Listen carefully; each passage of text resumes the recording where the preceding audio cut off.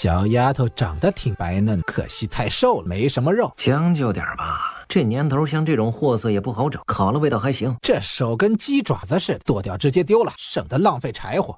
手脚和头都不要，要身子就行。你来砍，我去生火。鸡爪子？呸！姐的爪子明明是胖乎乎的大肉手，去你丫的鸡爪子！不对，我不是死了吗？怎么还能听到说话声？啊！我去你妹的杀人魔，死了都不放过我，居然要把我分尸！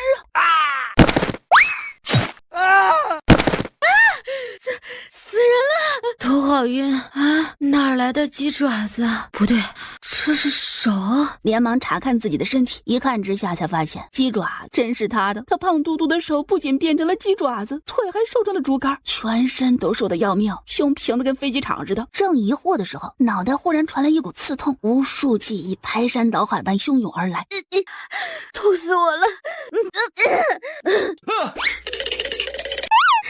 我他居然穿了！狗老天，本胖妞见义勇为身死，你给穿越也不给个好一点的地方，居然让本胖妞穿越到这么一个不毛之地，金手指也没有一个，果然好人没好报，本胖妞恨你一辈子。上辈子胖的要死，得了癌症，这辈子瘦的要命，病若无。现代女人追求瘦，以瘦为美，可这里却是追求丰满，像原主这样的皮包骨，那就是丑八怪啊！胖也丑，瘦也丑，它太难了。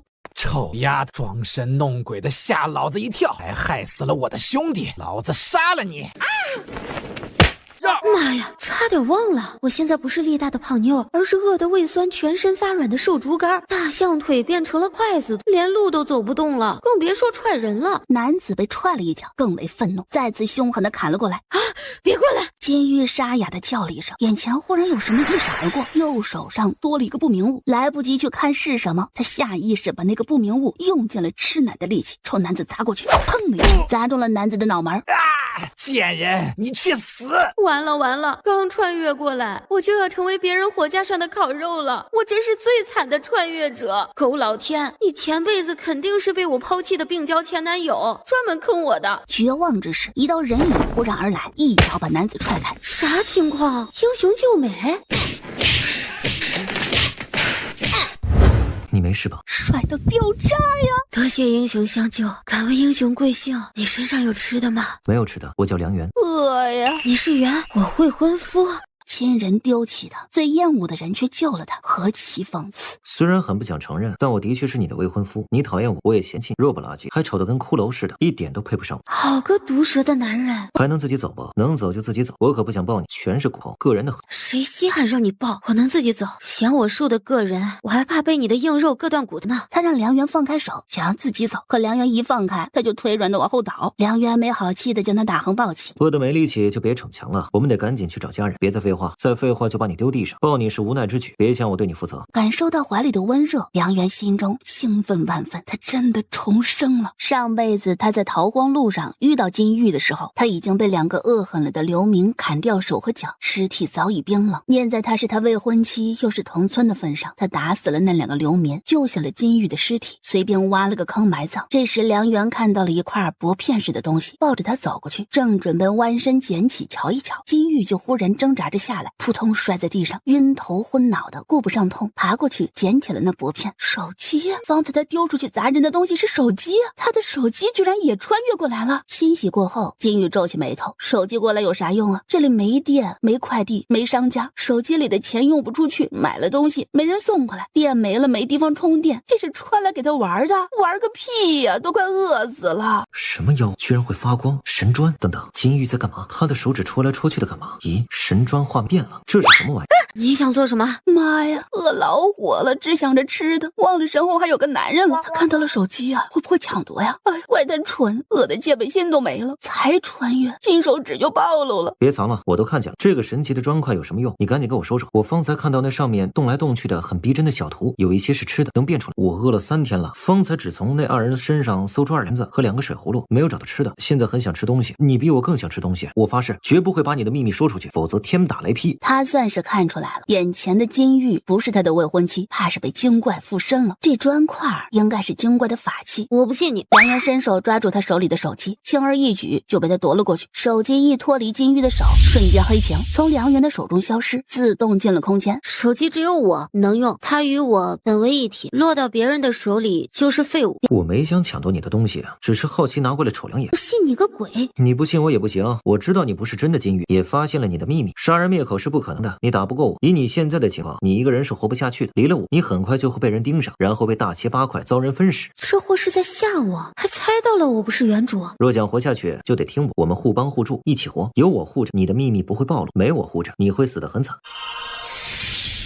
我的手机的确是能变出吃的东西，但需要钱。有人来了，避免引来麻烦，我们换个地方再吃的。说着，捡起地上染血的菜刀，递给金玉。上来，我背你。你现在没力气走。不管了，以他现在的柔弱体质，只能选择跟着梁元。菜刀在我手，他真敢做些什么，他就一刀砍过去。就算打不过，死也要咬他一口。要不你放我下来，我自己走吧。闭嘴吧你，让你自己走，走到天黑我们也到不了休息的。安静的趴在我背上，别给我提了。闲的话就拿袖子帮我抹汗。这里很安全，可以放心吃东西。说完，就毫无形象地坐到了地上，喘着粗气。吃的。金玉闻言，立马挺起精神，把手机变出来，快速找到水和面包，颤抖着手指付款买下。这啥玩意儿？古代人看现代货，看啥都稀奇。他拿起手机，点开账户查看，前世买醉之前，他充值了5000块到微信零钱里，现在那5000块也穿过来了。买水和面包花了26块钱，如今只剩下4974元。吃不完的东西我可以收起来，等想吃的时候再拿出来。不过我们吃的东西都是用钱买的，刚才花了26文钱，我身上已经没有钱了。这里是5两银子，有2两是从那2人身上搜出，有3两是我自己，全部都给你。这些钱可以买很多吃的了。5两银子可就是5000块钱了，省用能用好久呢。我要去找我爹娘和弟弟妹妹，我们说好了的，若是分散了找不着人，就去庆荣府。好，那就往庆荣方向走。在这之前，我们先休息半个时辰，恢复些体力再干。走到一旁坐下，闭眼休息。金玉也很疲惫，可他还是忍着没有睡。他转了个身，变出一瓶矿泉水，扭开瓶盖，再送回空间，用意念把水倒了，换成灵泉水，再拿出来，小心翼翼地喝了2口，好清甜啊！老天爷，请保佑金小姐死后入天堂，吃好睡好，我们感激不尽。他是个好人，杀了杀人魔，救了我一命，好人有好报。希望金小姐能转世投个好胎，幸福安康。定睛一看，墓碑上居然贴着他的照片，还写着他的名字。我的妈呀，我被埋了！梁元睁开眼看了他一眼，做噩梦了。时候不早了，我们继续赶路。等你能自己走路了，我就不背你。你若想睡觉，就趴在我背上睡。两人离开破庙没多久，少爷，我们赶路许久了，先在此庙休息吧。可以，你们先进去收拾干净。旱灾严重成这样，父皇还沉迷于美色，百姓的苦日子什么时候才是个头？来，喝一口。梁元啥也不说，啥也不问，张嘴让他喂自己。你不怕我在水里下毒啊？毒死我对你没好处。你死了就没人知道我的秘密了。你想死，我现在就可以把你丢了。别开玩笑的。梁元懒得搭理他，背着他走进一条小路。等等，你要去哪儿啊？去找你爹娘。可我是在大路上和爹娘他们走散的。少废话，只要能找到你爹娘就行，你管我走哪条路。这条小路也能通往庆荣府。上辈子金玉的家人们被流寇冲散后，逃到了这条路上汇合。见金玉突然安静了，梁元停顿了下，扭头看去，看到金玉不仅睡着了，嘴角还流了些脏兮兮的口水在他身上。梁元一脸嫌弃，又弱又丑又脏，你爹娘能把你养这么大，真不容易。天已经这么黑了，还要赶路啊？连夜赶路，早点找到你爹娘他们，你也能放心些，不用担心随时被我欺负。你这人虽然毒舌，但并不坏。你看走眼，我不仅毒舌，还是个杀人魔。我是专杀杀人魔的侠女，穿来之前我刚杀死一个，用体重压死的，厉害不？切！我捡到了一个背篓和搭链，虽然破旧，但还能用。你放点食物在里面，包子、馒头、面都等找到的家人需要吃的，就从这里取出来，省麻烦。水被我喝完了，你把这2个也装满，要最清甜的那种水，喝着有劲儿。嘴挺刁啊，看在你是我救命恩人的份上啊，不会亏待你的。有我这个行走的粮食仓库在，只要银钱足够，保证让你吃饱喝足。我会努力挣钱的。这是巧克力，可以补充体力的。梁元看了眼，接过去就塞塞进嘴里，丝滑香甜又粘牙，好吃。以后当着别人的面，别随随便便拿出这些奇怪东西。我知道，我又不是傻子，因为是你我才给你吃的。再走1个时辰，若还是找不到你爹娘们，我们就随便找休息。行，听你的安排。这条小路上人烟稀少，晚上更没有人了。拖着沉重的步伐，金玉硬着头皮跟随梁远走了近1个时辰。快要筋疲力尽的时候，他抬眼间看到了一个熟悉的人影。小虎，大姐，金虎欣喜大叫，丢下柴火跑了过来。你回来了，太好了，我可担心死你了，我还以为再也见不到你了。爹娘，小妹，你们快过来，大姐回来了。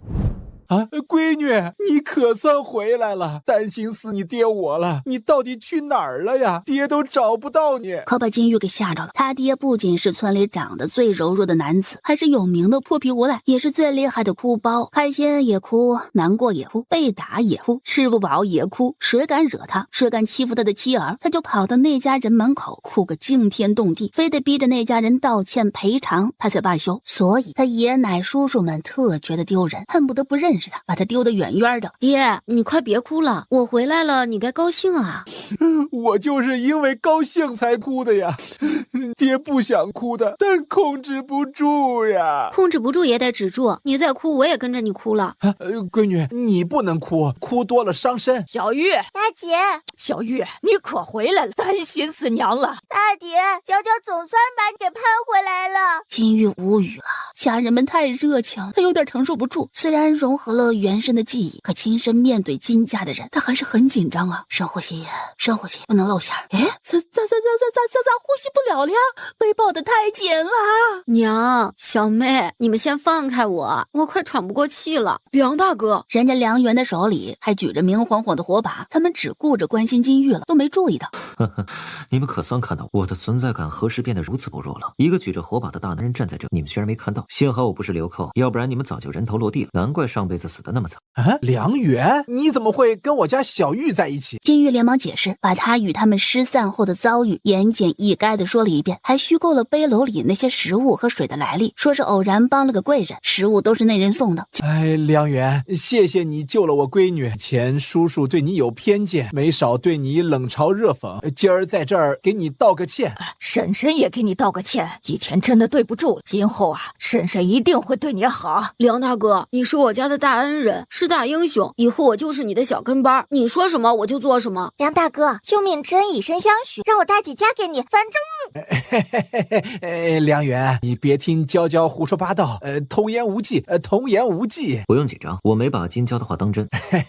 那就好，那就好。他爹梁元和小玉连夜赶来，累极了，就让他们坐下歇一会儿，有什么话待会儿再说。对，先歇一会儿。小元，你累不累？我扶你。小元，梁元嘴角使劲抽了一抽，上辈子金父对他极为嫌弃，喊他都是连名带姓的喊，或者喊梁赖子、穷鬼，这会儿居然喊这么亲昵。永叔，你还是和以前一样喊我的全名吗？爷奶他们呢？别提他们，以后别叫他们爷爷奶奶了，我们和他们已经断绝关系了。我们好不容易躲开流寇，找到了爷爷奶奶他们，会合后才发现你不见了，到处找不到你，我们就想让大家帮忙找找，结果三宝说他爹把你打晕丢路边了，你已经死了，还骂你是拖累，不许我们去找你。这死孩子，我当时一巴掌就扇在了他的嘴巴上。爹知道你二叔们不是个好东西，也知道你爷奶偏心到没边了，可没想到他们会这么恶毒，居然想让你死。我当时气得不行，打了你二叔，结果没打赢。最可恨的是，你爷奶还帮着你二叔叫上几个同族的人，想打死我们。娘为了保护我们，背都被打青了。爹实在不想忍了，就跟你爷爷提出了断绝父子关系。爷奶一直觉得我是废物，巴不得把我甩得远远的，不认我这个儿子。听我提出了断绝关系，二话不说就答应了，把我们家赶出了队伍，除了我们自家带的锅碗瓢盆、衣服被子，什么也没给，1文钱都没给。离开队伍后，我们就掉头来找你，寻到这儿的时候，天色太晚，又饿又累，实在撑不住，便暂时在这休息，打算天亮了再去寻你。没想到你和梁元就找来了。金母拉着金玉的手，你的身体不好，加上2、3天没吃东西，我担心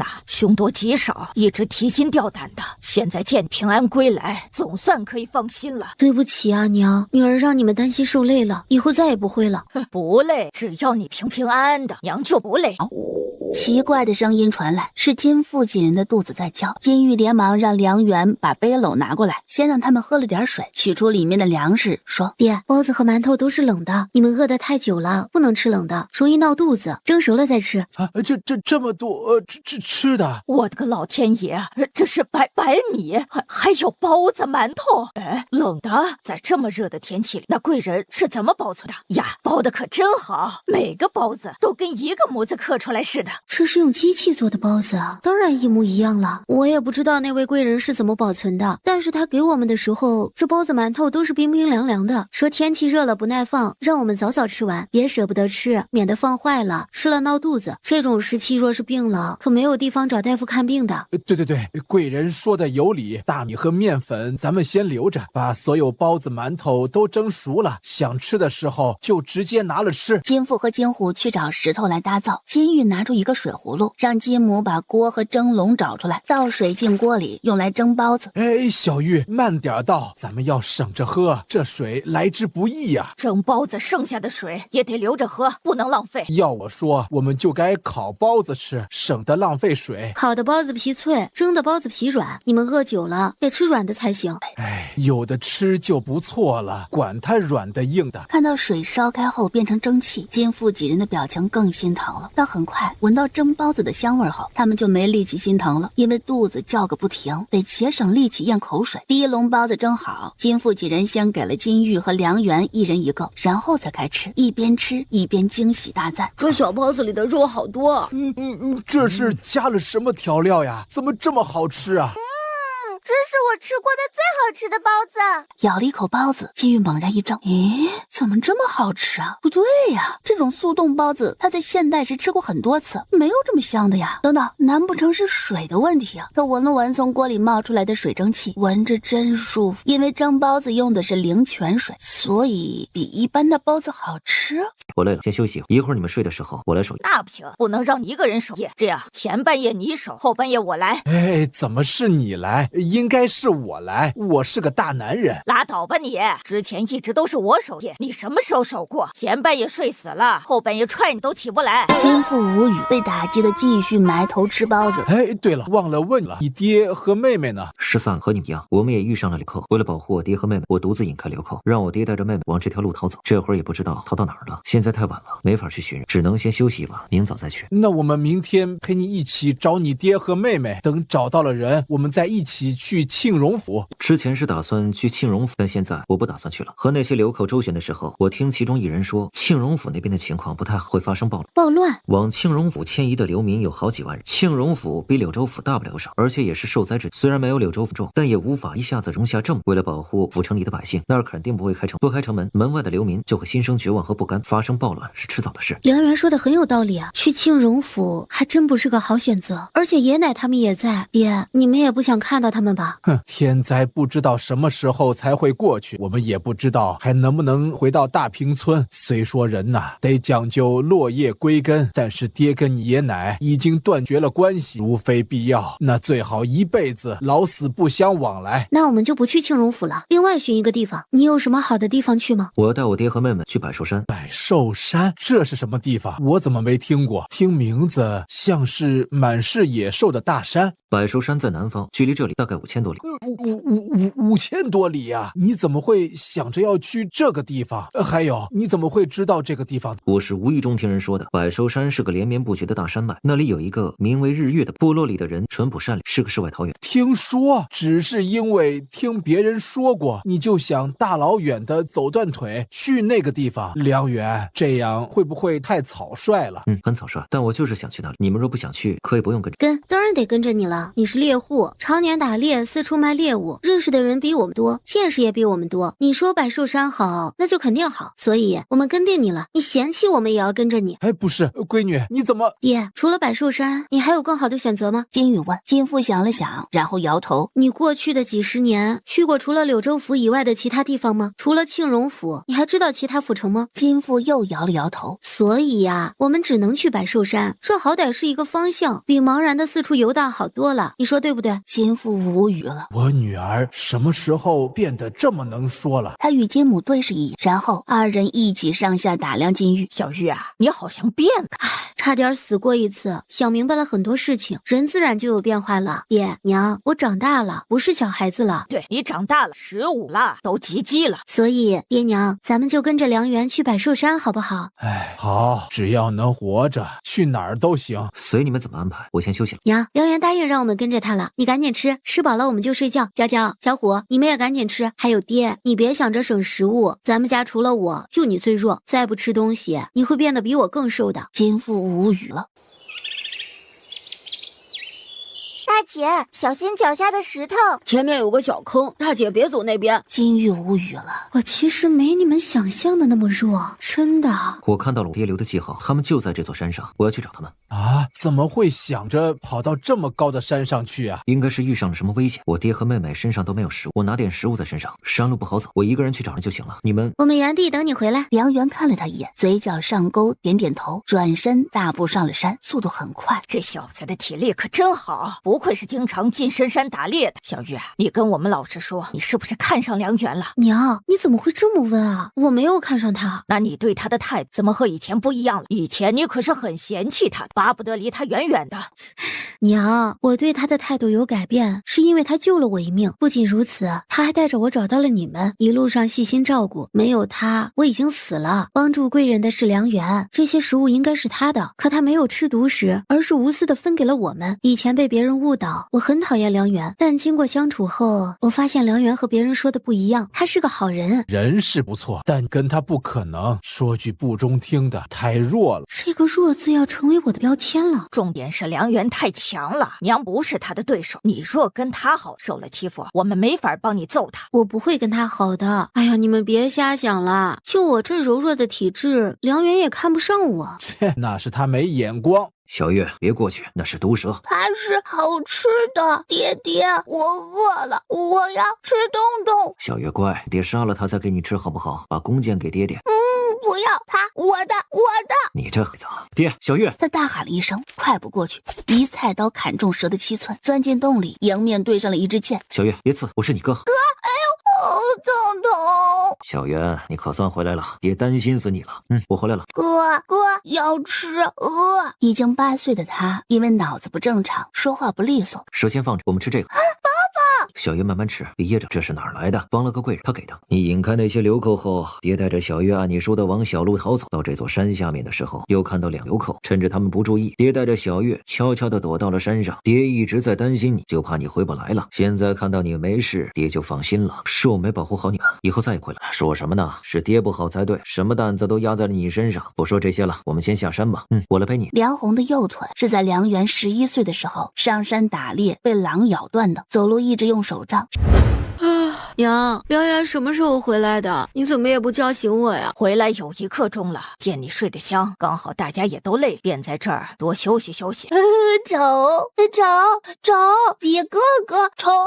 你才丑，你最丑，你哥也丑，再敢说我大姐，我揍你！沿着南边再走2天，会看到一个3岔路口，一条通往庆荣府的，一条绕回柳州府，一条通往承运府。按照我儿所说的路线，必须得走通往承运府的那条路才行。承运府是我的老家，20年前那里也发生过旱灾，之后又遭遇了水灾、瘟疫，所以我和妻子才会逃难到大平村。这次的旱灾比20年前的要严重，受灾之地极广，承运府只怕也是混乱一片。到时候我们先去查看情况，若是让通行，那就走大路；若是不让通行，那就得绕路走。承运府城门右边3里外有一座大山，名为羊驼山。跨越这座山，我们就能上官道，一路向南走。羊驼山很危险，里面有很多豺狼虎豹，不到万不得已，我们最好不要去跨越它。那是当然。大山里虽有宝贝，但危险更多，随时都会成为野兽的食物，咱们当然不能走。你叫我出来做什么？接下来的路会更难走，我们这队人病的病，弱的弱，需要一些防身的东西。你的手机能否买到其他防身兵器？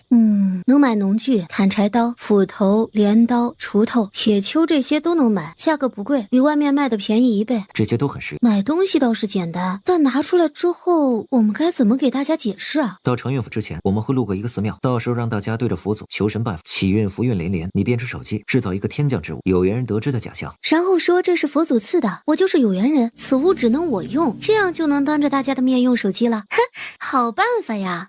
问你一个问题啊，你是不是重生的？你知道重生？你真的是重生的呀？本来只是试探而已，没想到还真是。难怪你明知我不是金玉还能那么镇定，难怪一路上遇到岔口的时候，你想也不想就能知道走哪条路，难怪非得连夜赶路帮我找到家人。你是知道我爹娘他们就在前面，对不对？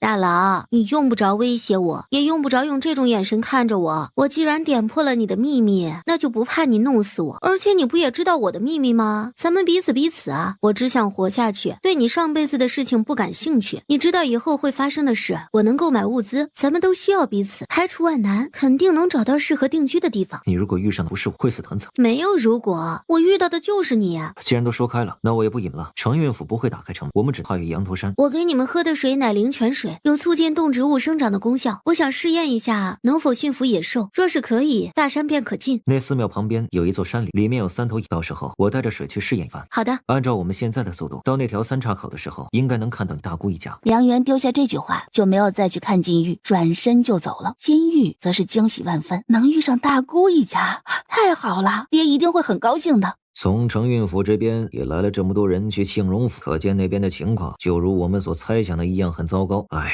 走吧，我们继续赶路。监狱抬眼四处张望，没在人群里看到大姑一家。爹，我累了，在这里休息一会儿吧。我也累了，脚好疼啊，我也要休息一会儿。大家其实也都累了，跟着走过去坐下休息。过了1刻钟左右，爹，你快看，那是不是大姑他们？哎，还真是你大姑。哎，姐，金兰，哎，是大舅和大舅母。大弟、大弟妹，你们怎么会在这里呀？走累了，在这里休息，正好看到了你们。姐夫，遇上你们真是太好了。爹娘呢？金父把金玉被他二叔恶意抛弃，和他跟金老头等人断绝关系的事儿简单的说了。金兰等人很震惊，对金老头等人感到寒心和厌恶的同时，又很心疼金玉。大表妹别难过，以后大表哥保护你。你受委屈了，当时是不是很害怕？早知道就让你们跟我们一起走，不跟老爷他们一起。二舅他们怎么可以这么坏？我们可是一家人，真让人寒心。老爷姥姥和二舅们一直都不喜欢我们，也不喜欢大表姐他们，不管我们做什么，他们都不喜欢，就好像我们不是一家人一样。我也一点都不喜欢他们，他们这么对大表姐，我更讨厌他们了。爹娘这次实在过分，断绝了关系也好，以后我们自己过自己的。造孽的老亲家，把孩子都饿成什么样了？我们家还剩一些粮食，晚点没人的时候，你们都吃一些。姑姐，我们也有粮食的。金母也不瞒着了，实话告诉了金兰。金兰闻言，震惊地看了金母一眼，没有多问，有粮食就好，否则这么多人，他们带的粮食不够吃。趁着休息的时间，金父给金兰等人说了他们要去百寿山的事儿。闻言，二人一致决定跟着金玉等人一起走，也好有个帮衬。土匪来了，快跑啊！杀人了，救命啊！扭头抬眼一看，村口那边火光冲天，到处都是惨叫声。夜色里有2个土匪头子骑着马，挥着大刀，命令身后的小弟们烧杀抢夺，路过几间屋子就烧几间屋子，看到女人不管美丑都抢。畜生！小玉别看了，赶紧逃！金母拉住他，一路狂奔。梁红腿脚不利索，跑不动，梁元背着他跑。那些土匪很快烧了所有房子，把女人抢了，扛在肩上。一抬眼看到了山坡上有人影，狂笑着追了上来。劳烦保护我爹和妹妹，往前跑，别回头，找个地方躲起来，我善后。不等金父等人开口，他背着弓箭，拿着菜刀跑下山坡。梁元，你回来！哥！梁元没有冲动地跑到土匪的面前，而是寻找了个合适的位置躲起来，放暗箭。二当家！土匪们乱作一团，有的四处张望找人，有愤怒破骂。大杀四方，一声又一声的惨叫声响彻夜空。他动作敏捷，出手快很准，一刀斩杀一人，仿若身经百战的杀神。梁元怎么这么厉害？他一直都是这样吗？不是的。难不成梁元上辈子是大将军？太他妈帅了！梁大哥，你太厉害了，我能拜你为师吗？我也想跟你一样杀土匪。师傅，求你收我为徒吧，我是你徒弟啊。完犊子，这玩意儿被土匪子吓傻了。丁家老三是个大憨憨，我这个表弟脑回路真不一般啊。老三，你闭嘴，给我回来！梁元知道他们在怕什么，他已经习惯了，对金玉说了声谢谢，谢谢他刚才救了他爹。不客气，你救我不止一次了。爹，你们别傻站着了，趁着土匪都死了，咱们把东西收拾收拾，赶紧逃吧。对，逃。逃，赶紧逃！逃之前搜一下土匪的身，看看他们身上有没有吃的或者是银子。还得搜身，这些可都是土匪啊！监狱笑了笑，为了证明自己是认真的，强压着惧意，绷紧神经，走过去亲自搜了一个土匪的身。监狱摸出了2两银子和一个发霉的菜饼子，他面上带着笑，心里却特别嫌弃。呸，穷鬼，才这么点银子！见金玉居然摸出了银子，金父等人眼前一亮，纷纷将惧意抛到脑后，去搜其他土匪的身。搜身的同时，见土匪脚上穿的鞋子挺好的，也顺手给扒了。金玉无语啊，他的这些家人有当土匪的潜质，合起来居然有10两。金玉心里乐呀，发财了，一下子多了1万块钱的收入。但不好意思，这银子不属于他。这银子你觉得我们应该怎么分？现在不是分银子的时候，这些土匪不像刘，只怕这附近的某山里有匪窝，避免他们有后援，我们不可逗留，得赶紧离开这个是非之地。对，先离开这里，找到安全的地方再说。银子贵重，丢不得，咱们这里属梁元最厉害，先交给他保管吧。我跟你姐夫商量好了，梁元救了我们大家，我们不能忘恩负义。那10两银子咱们就不提了，全留给梁元。那可是10两银子呀，我3年都挣不了这么多。金兰揪住他的耳朵，瞧你这点出息，就喜欢占便宜，银子哪有命重要啊？没有梁元，你早就被土匪砍了。姐，轻点，我不要银子了。给弟妹好好说说，他比你明事理。他这个弟弟不仅瘦弱圆滑爱哭，还很小气抠门爱占便宜，这德行也是被老金家给逼出来的。金父委委屈屈的点着头，磨磨蹭蹭的挪到金母身边，凑到他耳边转达了金兰的话。姑姐说的对，银子就该全是梁家的，咱不能要。不仅不能要，还得感谢梁元呢。对，收起你的小心思啊！以前在家里随你怎么偷懒占便宜，但现在这种情况，有些便宜不能占。这后面的逃荒路还很长，也不知还会有多少像昨晚那样的危险。咱们需要梁元。梁元杀人的样子固然很辣，让人畏惧，但我们必须承认，有他在，我们会更安全。银子我不会全要，我们3家人平分。你想清楚了，这可是10两银子，真要跟我们平分？梁元点点头，从怀里掏出钱袋子，一家分3两，还剩1两。这1两，大家伙一致决定必须给梁元。梁元收下了，本想把银子交给他爹，可他爹却让他自己收着，看着他的目光就仿佛是不认识他了一样。爹，我是你的字，你不用怀疑我后面会跟你解释的。好，也听你的。自从那次引开流寇回来后，儿子的变化实在太大，让他心中不得不多想。尤其是昨晚杀土匪的那一幕，更是把他震撼的心头发慌。他真的很希望能够听到儿子的解释，不管他说什么，他都信。天快黑了，今晚就在这里休息。金父的话刚落，金玉就快步跑了进去。爹娘，你们都过来跪拜跪拜。寺庙破了个大口子，佛像却能屹立不倒，除了脏点没有任何损失，可见这佛像很灵。我们走了这么久，才遇到这么一个寺庙，机会难得，必须得好好拜一拜，祈祷佛祖保佑我们顺利走出百寿山。金父等人也忍着疲惫，把东西放下，走过来跪在地上，虔诚的拜着。他们刚磕了3个头，金玉意念一动，变出手机，咻的一下从空中掉落。这是什么东西？哪儿来的？我看到了，从天上掉下来的。快捡起来看看。摸着冰冰凉凉的，长得奇奇怪怪的，这是啥玩意？避免手机被旁人碰到后自动回到空间里，金玉用意念控制着。这会不会是上天赐给我们的法宝？咱们不是跪拜佛祖了吗？佛祖显灵了。应该是，这东西看着材质不一般，又是在我们跪拜的时候从天而降，是佛祖赐给我们的法宝无疑了。说不定此法宝能帮我们度过这次天灾。一口一个佛祖显灵，听得金父等人一愣一愣的。他们经历了那么多的磨难，头一次遇上这样的奇事，3两句就被金玉2人给忽悠了。爹，我看一眼法器。我也要看。手机在金父等人手里转了一圈，左看右看之后，啥门道都没看出来。我也看看。这时候金玉伸手过来，拿过手机，一按开关，手机亮了，吓金父等人一跳。哎呦，它发光了！这个是字吗？太神奇了，不愧是法器呀！我们弄了半天法器都不亮，为什么落到小玉手里就亮了？我的脑子里怎么突然多了些奇奇怪怪的东西啊？怎么了，闺女？你哪儿不舒服？什么奇怪的东西啊？爹娘，这法器一发光，我的脑子里就多了些东西，是佛祖传给我的，说这法器叫做手机，有缘人才能得知，我就是他的有缘人，让我好好善用手机，不可作恶。这么玄乎呀？是啊，不信你们试试，手机落到你们手里它就不亮了，还会回到我的手里的。金玉把手机放在金兰手中，金兰刚准备拿着多看2眼，手机就凭空消失，金兰眨眼的功夫又回到了金玉的手中。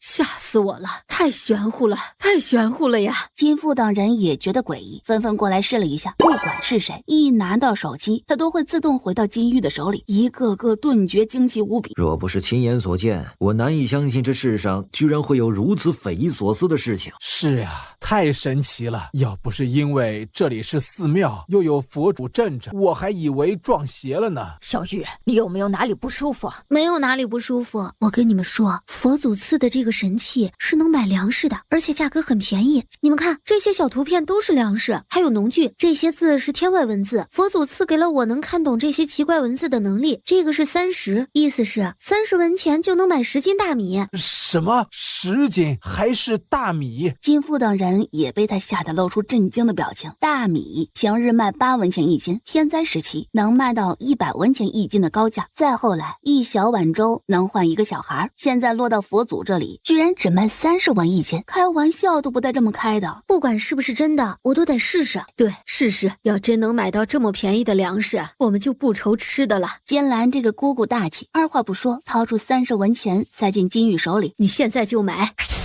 钱被法器收走了，粮食购买成功了。怎么没粮食？大米呢？老天果然是在戏弄我们，世上哪有那么便宜的大米呀？哎呦！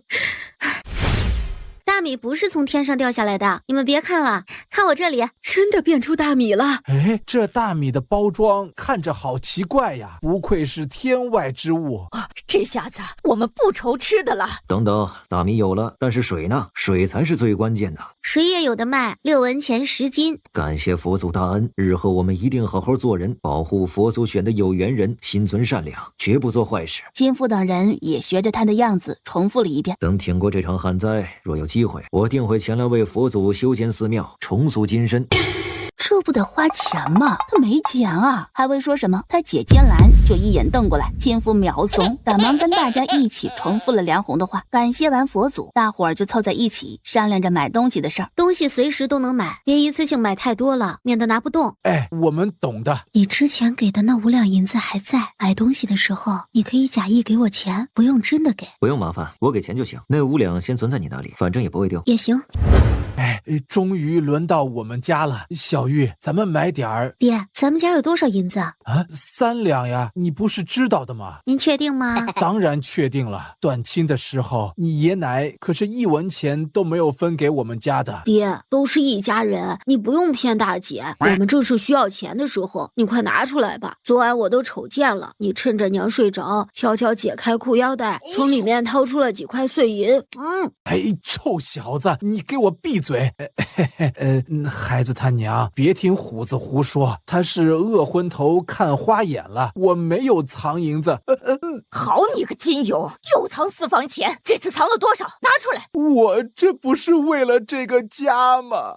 我明白你的苦心，现在这个家需要你的私房钱了，拿出来吧，要么你自己拿出来，要么我亲自扒了你的衣服裤子。看到他爹那委屈落泪的可怜样，金玉忍笑忍得十分辛苦。金父无奈地掏出了自己的私房钱，总共2两银子。爹，你真是有钱人，你哪来的这么多银子藏啊？临出门之前从你爷奶的床底下拿的。总共8两银子，他只拿了2两。丢了这么多银子，老太太没察觉？察觉了，她以为是老2偷的。那小子不止1次偷拿过老太太藏的银子，老太太很纵容他的。有次他偷懒悄悄回了家，正好看到老2偷银子，然后他就把位置记住了。小玉做女工为家里挣的钱总共不止2两银子，我拿了这么点儿都少了。能拿到这些银子不被老太太发现就不错了，别嫌弃了。这些银子省着用也够到百寿山了，但是等到了那里后，我们就没有银子了。娘，我们能活着就很不错了，别人还没我们活得好呢。银钱的事情以后再说，天无绝人之路，不是吗？娘，我想吃米饭，买一点米，还有多买点水，我们得洗洗了，身上太脏了，容易得病。你我还有娇娇，毕竟是女子，和男子是不一样的。洗，咱们都好好洗洗洗。可以带上小月一起吗？梁家除了他都是男人，他又是个傻的，那方面的事情他不懂，梁元和梁伯伯都不方便教他。可以，买好东西你去喊他。哎，娘，你真好。兄台，请问发生了什么事了？你们怎么跑得都这么急？前几天呢，我们承运府来了一位将军，不知道跟知府大人说了什么。昨天知府大人就让人挨家挨户的抓壮劳力去当兵，不管是当地的还是外地来的，只要年满15岁是个男人都被抓了。天灾还未结束，老百姓的日子本就不好过，现在还要被抓去当兵，这让我们怎么活呀？只能逃了。抓这么多人去当兵，这是要打仗？可能是啊，天灾还没有结束就要打仗，这是不让百姓活了。打什么仗？跟谁打？蛮子前年不是已经被打退了吗？这是又打过来了。你们别急，找个安全的地方躲起来，我去前面探探情况。我跟你一起去。你们一定要注意安全。若官兵真的在抓人当兵的话，我们就没法从大路走了，只能走羊驼山。上山是个死，当兵也是个死。不，咱们别多想，天无绝人之路，会有办法的。是呀，姐，多少苦日子咱们都熬过来了，还有什么可害怕的？我不是怕死，我是担心孩子们。娘，我和弟弟们不怕，我们已经长大了，能够保护你和爹的，你们不用为我们担心。我是绝对不会让老大和老二去当兵的。不让大哥和二哥去当兵。这时，梁元和丁达飞跑了回来。我们得赶紧离开，前面有官兵在抓人，不能走大路。走，赶紧去羊驼山，走快点，晚了就来不及了。这山也太大了，咱们真要进去啊？不走羊驼山就得原路返，或者走承运府。城里的官兵在四处抓人，不是那么好进的。沿着城墙边上走不行吗？不行，承运府还有个别名叫做山城，因为这里的山很高也很多，城墙四周都是山，虽然没有羊驼山高，但是墙上有兵守着，我们很容易会被发现。羊驼山虽然危险，但外围还算安全，只要不往深处走，遇上野兽的情况会小很多，但得多绕点。咱们身上的银钱虽说不多，但也够用好长时间了，有吃的有喝的，咱们肯定能走出羊驼山的。那就走吧，咱们进山。爹娘，官兵抓人是为了打仗，不管跟谁打，苦的都是我们老百姓。之前我们走路的那些地方会乱起来，回去危险会更大，咱们只能往前走。等跨过了羊驼山，咱们再想办法挣钱，有钱就不缺吃的。你说的对，我们得往前走。你和老大老二不能被抓去当兵，咱们进山。好，进山，别怂了，挺直腰杆，咱们进山。土匪都杀过了，还怕什么野兽？遇上了就把他杀了吃了。这时有嘈杂的声音传来，梁元连忙跟猴子似的，利落的爬到一棵大树顶端，看向后方。这身手太好了！哎，我师父威武霸气啊！丁香一脸崇拜，也想去试试爬树，被他爹一把逮住后衣领。别添乱！看了两眼，梁元就从树上下来。我们得赶紧进山，后面有几个被官兵追赶，朝这边来。啊？什么？那还等什么？走吧，走吧，千万不能让他们发现我们！大伙儿连忙拿起东西往山里走，一头栽进了密林中。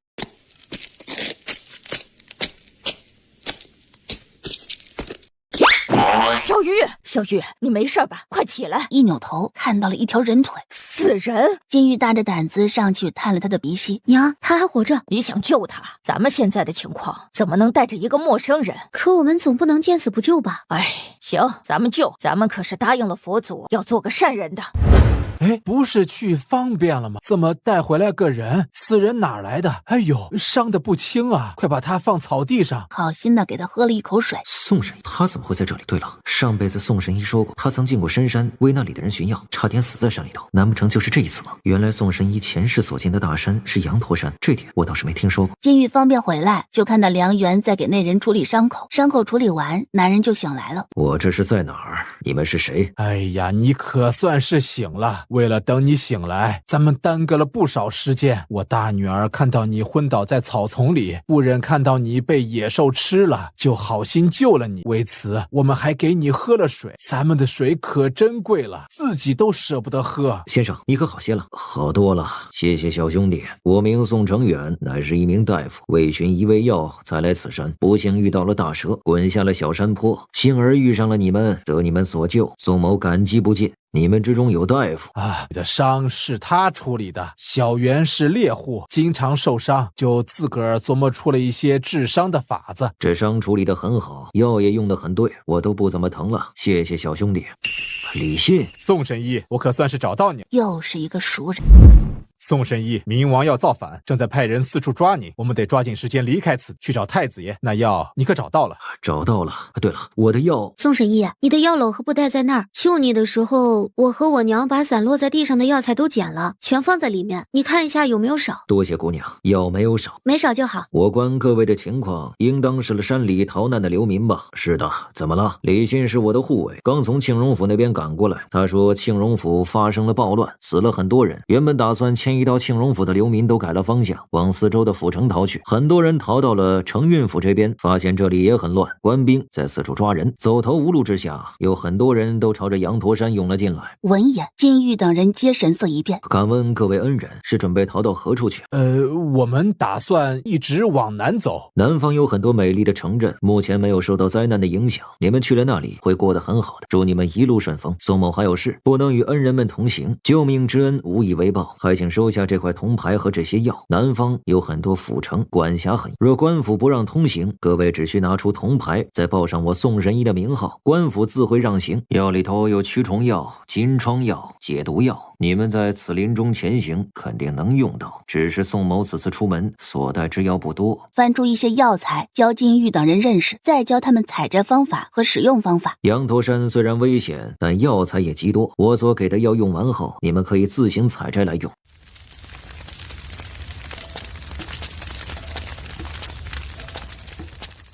睡不着？睡不着，太吵了。我第一次在这种深山里睡觉。多待几天你就能适应。你以前所待的地方是不是很好？为什么这么问啊？因为我觉得你真的很娇气。在你看来，我的确挺娇气的。可在我的家乡，我一点都不娇气。我以前长得很胖，力气很大，是个女强人，住的地方是个和平世界，不愁吃穿，男女平等。金玉一开口就收不住了，清着声音跟梁元说了很多，什么自由、平等、和谐、文明、国富民强等等内容都说了，听得梁元心生向往，羡慕无比，说的他自己昏昏欲睡，不到1刻钟就脑袋一歪，靠在了梁元的肩膀上。还说睡不着，这不是睡得挺香的吗？梁元低头看着金玉，他睡得很熟，他才发现金玉的脸上似乎长了些肉，也白了一些，身上还有股很好闻的气息。得找点药来掩盖你身上的味道才行，太吸引人。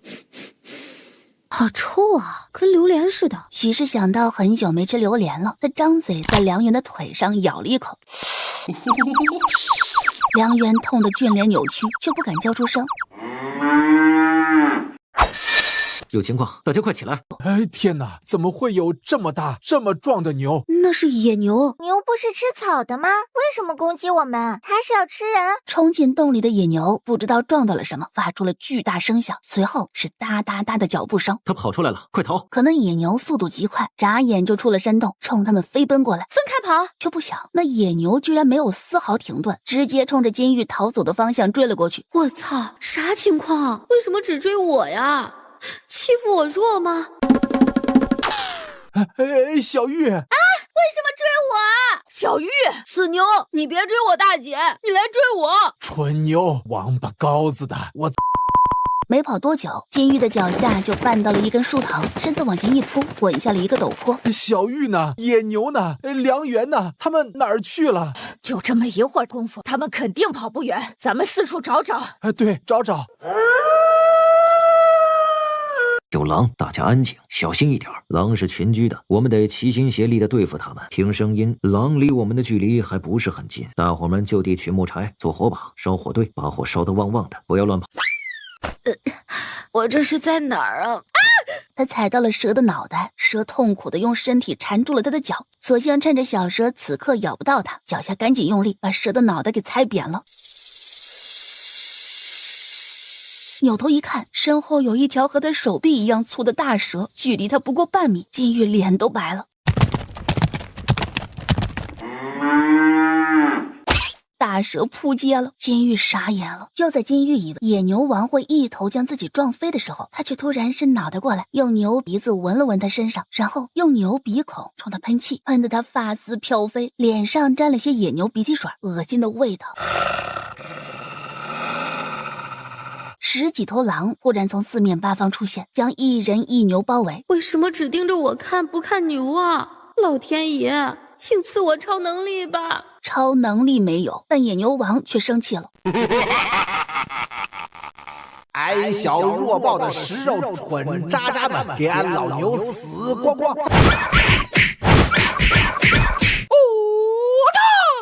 妈呀，这比电影还精彩啊！好机会，溜！他悄咪咪的从空间里拿出一把砍柴刀，找准一个方向就跑，还没跑2步就被一条狼拦住了去路。让开！金玉低喝一声，正准备用手中的砍柴刀冲着灰狼砍去。跟我走。看到你真是太好了啊！你真是我的英雄。野牛快赢了，我们得赶紧逃。二人拔腿就跑。野牛王将最后一只狼撞飞，一转身竟然发现金玉不见了，气得踢腿碰鼻子，啪的一声，瞅准一个方向就追。小样跑啊，没路了吧？这牛为什么总盯着我啊？难不成是因为你身上的异香？啥异香？我怎么没闻到啊？你闻到了？闻到了。那是什么样的味道？有点像你给的灵泉水，又有点不像。金玉摸了摸下巴，盯着野牛王看，牛也盯着他看。他忽然手腕一转，变了一些灵泉水在手心。想喝吗？虽然梁远已经试验过了灵泉水对野猪无效，但现在的情况实在太诡异，他还是想再试试。灵泉水一出，野牛王的眼神瞬间变了，晶亮晶亮的。他乐滋滋地冲着金玉走了过来，舔他手心里的灵泉水。你果然是冲着灵泉水来的。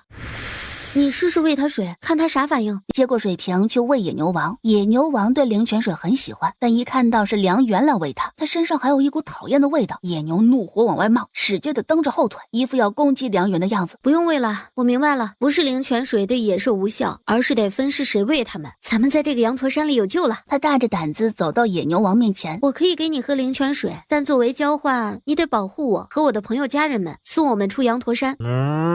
甜美的弱异类，你说的是个啥？俺老牛听不懂，给俺老牛水喝，俺保护你。金玉听不懂牛的话，牛也听不懂他的。他对着牛弹琴，牛对着他弹琴。看到一旁的梁远忍不住失笑，大大的松了口气，危机解除了。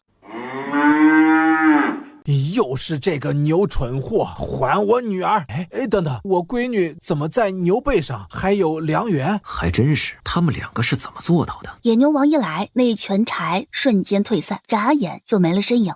俺老牛是最强的，小狗子们死远远的。小玉、梁远，你放我女儿下来！爹娘，你们稍安勿躁，壮壮是好牛，他不会伤害人的。壮壮，弱包异类，臭兮兮的辣牛眼。他扭腿一弯，跪在地上。金玉和梁远从他的背上跳下来，走到金父等人身边。快让我看看！哎呦，脸上都是伤，还流血了，衣服也破了。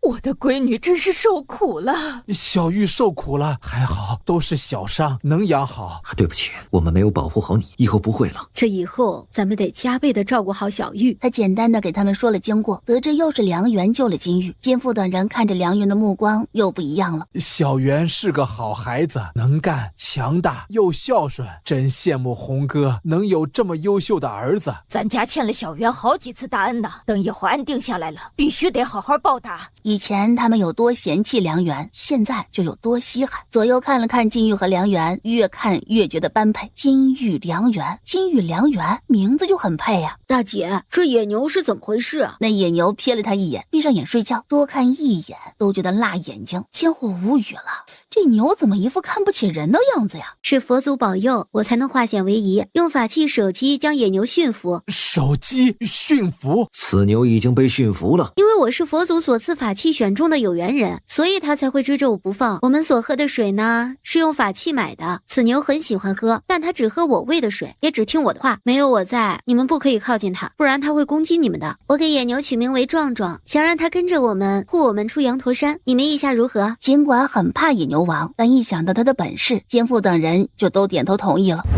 虽然都是小伤口，但也得好好养着。伤口浅，不会留疤的，过一段时间就能好。结疤的时候别用手去抠它，送神医送的药真是好用。你对金家大丫头有没有什么想法？她现在毕竟和以前不一样了，你们俩又是有娃娃亲的。没什么想法，爹，我不想说这些，只想把你们平安带出去，找个地方住下来。以前爹很不喜欢金家丫头，也不喜欢金家人，毕竟他们都很瞧不起你。不仅如此，还来咱们家里闹，咱们家不欠他们的，他们凭什么那么作践？爹一直希望能把娃娃亲给退了，但现在呀，想法有些改变了。金家人也没那么讨厌，除去金老头那些人，金家一家还是挺好的。抱姐姐，臭月月，你又跟我抢姐姐！姐姐，我的。看到没有，不只是爹，你妹妹也对金家大丫头改观了，真好真好。你看小月那开心的模样，那才像个真正的孩子呀。儿子，你发现没？不知是不是因为有了朋友的原因，小月似乎比以前清醒了些，不会无缘无故的发脾气瞎闹了。发现了，这个叫做火腿肠的东西好好吃啊，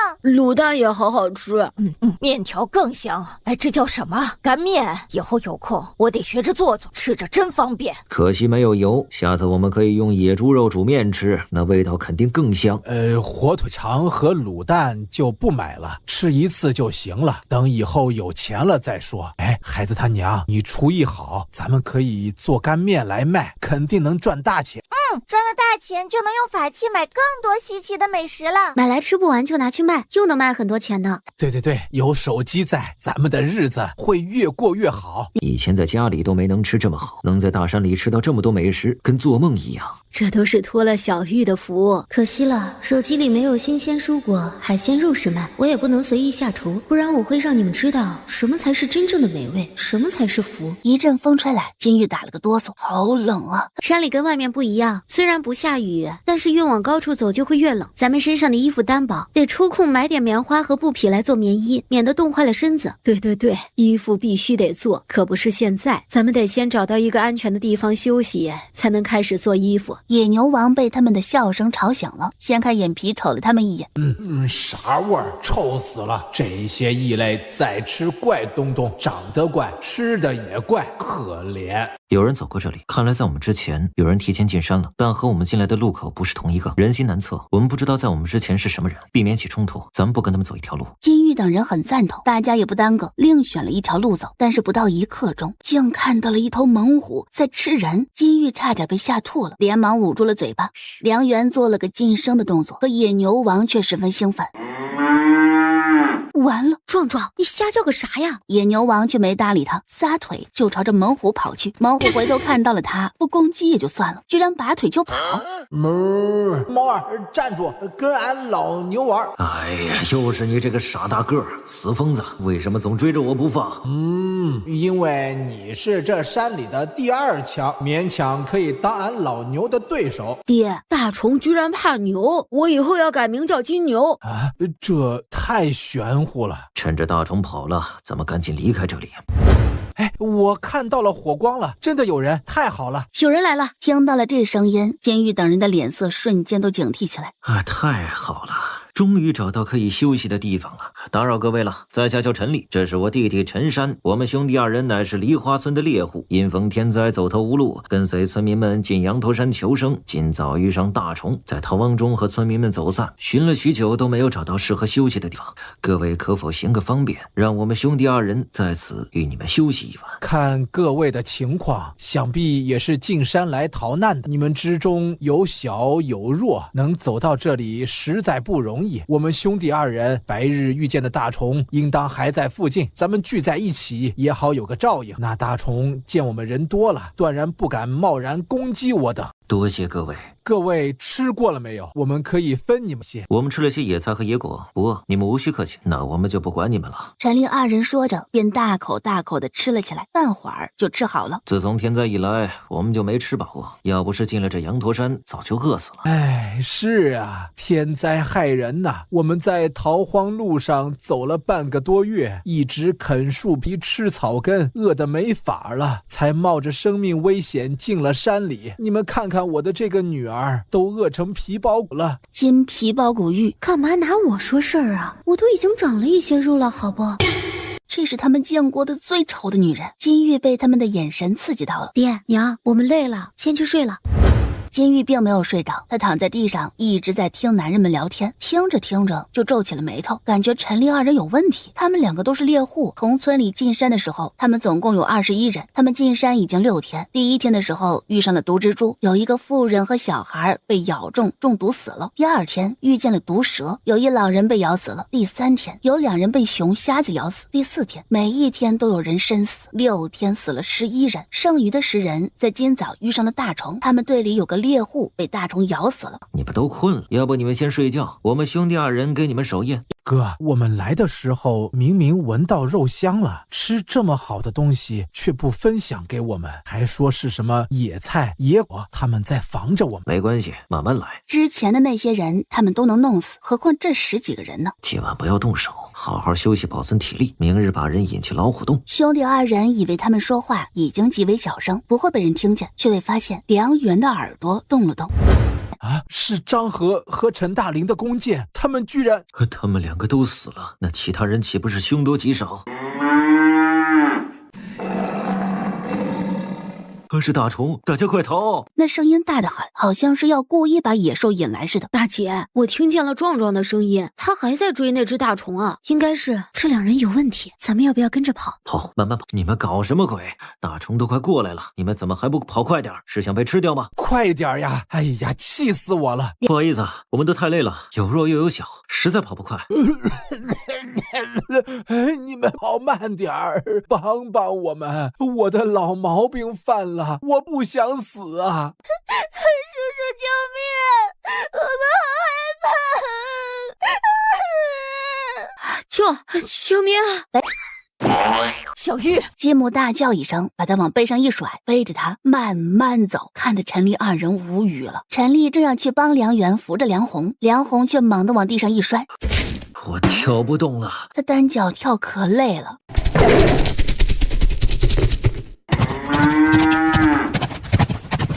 怎么会有这么大的野牛？老人们说山里有一头大虫都不敢招惹的野牛王，原来是真的。可他不是住在山里最深的位置吗？怎么会出现在这里？谁知道呢？他来了，我们快跑，慢了就死定了。拔腿就跑。香甜的异类，等等俺老牛！大虫忙着逃命，直接从他们身边咻的一下，转眼就跑进了前面不远处的山洞里。野牛王飞奔了过来。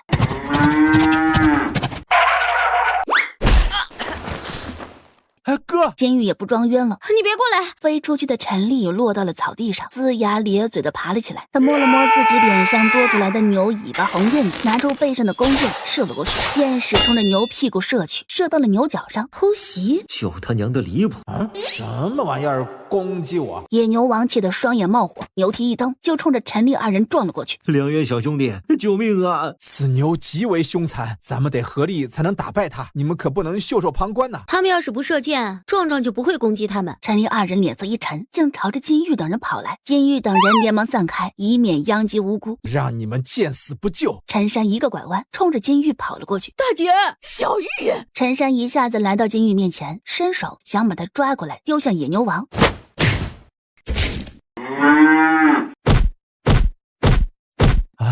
这才是壮壮的真实实力。难怪大虫看到他就跑，太可怕了！此牛刷新了我对牛的认识。爹，它是野牛，不是家牛，不知道在羊驼山里生活了多少年头了，强大很正常。正常个屁！非洲野牛都没这么牛，好不？小玉啊，你刚才是怎么做到的？怎么一脚就把人踹飞了？是啊，大姐，你的力气好大呀，比娘还厉害呢。大姐是被逼的，那人差点害了大姐，才使得大姐爆发出了吃奶的力气。吃奶气！人在绝境中会爆发出奇迹般的力量。我刚才是被陈山的行为逼疯了，所以才会踹出那么一脚的。咱们这段时间吃好喝好，身体都变得更好了。爹娘，你们看看我早就没有以前那么虚弱了。这以后只要好好养着，不再饿肚子，我还会变得更健康。小玉的确比以前精神了很多，真是佛祖保佑。佛祖慈悲，肯定会让法器选的有缘人健康长寿的。此次逃荒啊，我大闺女是因祸得福了。大姐的身体虽然日渐转好，但与我们相比还是很弱。我以后得好好保护大姐。我也要保护大姐。休息了一会儿，梁元与大家说了声，起身去搜陈丽二人的身，合起来共22两碎银，1张羊皮纸，2瓶药。这2个猎户怎么这么有钱啊？他们虽然已经死了，可我们拿了他们的东西，会不会不太好？有什么不好的？他们死了，钱就没法用出去了，只能跟他们的尸体一起留在山里。况且这2人心思恶毒，居然把野牛王引来害我们。要不是小玉能驯服野牛王，我们还有命活吗？就是都说了，别让他们跟着我们，他们偏要跟着，一出事就想把我们引入危险中。畜生不如的玩意儿！啊，发生什么事了？哪来的大石头？落得可真准，正好把洞口堵死了。这下子好了，那只大虫出不来了。梁元把羊皮纸递给大家看，大石是陈立二人精心设计，当然落得准。他们为什么要这么做？堵住这个洞口有什么用啊？如果我们刚才跟着他们逃跑，一路跑进那个山洞里，大虫也跟着跑进去，他们再用大石把洞口堵上，将我们和大虫困在里面，会发生什么事情？要么我们死，要么大虫死啊！这是想让我们和大虫自相残杀呢？这只是我的猜想。监狱看了看羊皮纸，目光落在藏宝图上。这个藏宝图的起点是山洞，终点距离这里不是很远，我们要不要去看看？那里或许有秘密。去，我自己去就行了，你们继续在这里休息。那你注意安全，弓箭背好，砍柴刀也别落下啊！还有宋神医给的解毒药，你也要带好。按照图纸所画的路线走，不到1刻钟就找到了藏宝点。这是一棵枝叶茂盛的参天古树，树干上有个洞，正好被藤条遮挡住。梁元正要扒开树藤看个究竟，忽然闻到了浓烈的血腥味，循味找去，在距离大树50米远的草丛里，他看到了5具尸体正在被一头熊瞎子啃食。梁元屏住呼吸，悄悄退出了这个地方。他回到古树这边，从树洞里找出来一个脏兮兮的布袋，里面装着碎银、铜钱、银镯、长命锁等东西。陈氏兄弟杀了他们的同伴，抢了他们的钱财，这两人也太可怕了。他们不仅杀了自己的同伴，还想害死我们，目的就是谋财。哎呀，幸好我们足够谨慎。哦，不对，应该是多亏了壮壮，坏人都是他弄死的，他是最棒的牛牛。对，最棒的牛牛。他为何如此想不开啊？哎呀，小玉，快想想办法，咱们得阻止壮壮，这么好牛可不能死了呀！娘，你别急，我看壮壮不像是要自杀，倒像是想把大石给撞开。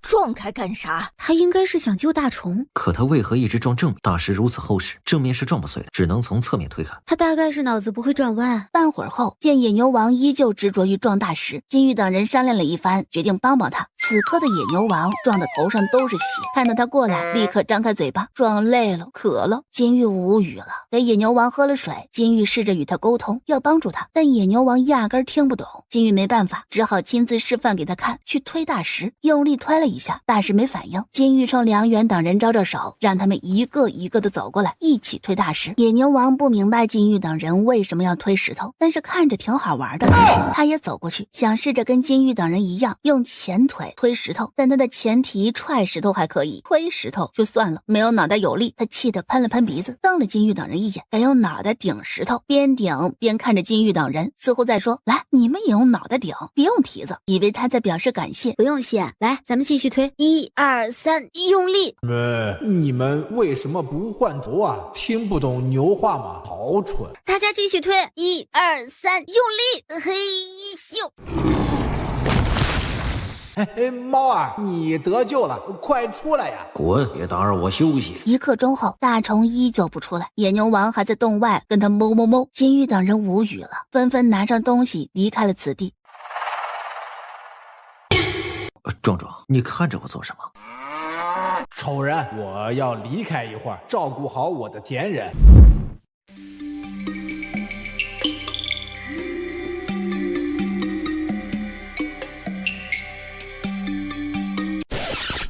谁他妈的偷袭我？哪儿来的？不对，这不像是狗啊，倒像是白狐。哇塞，真的是白狐啊！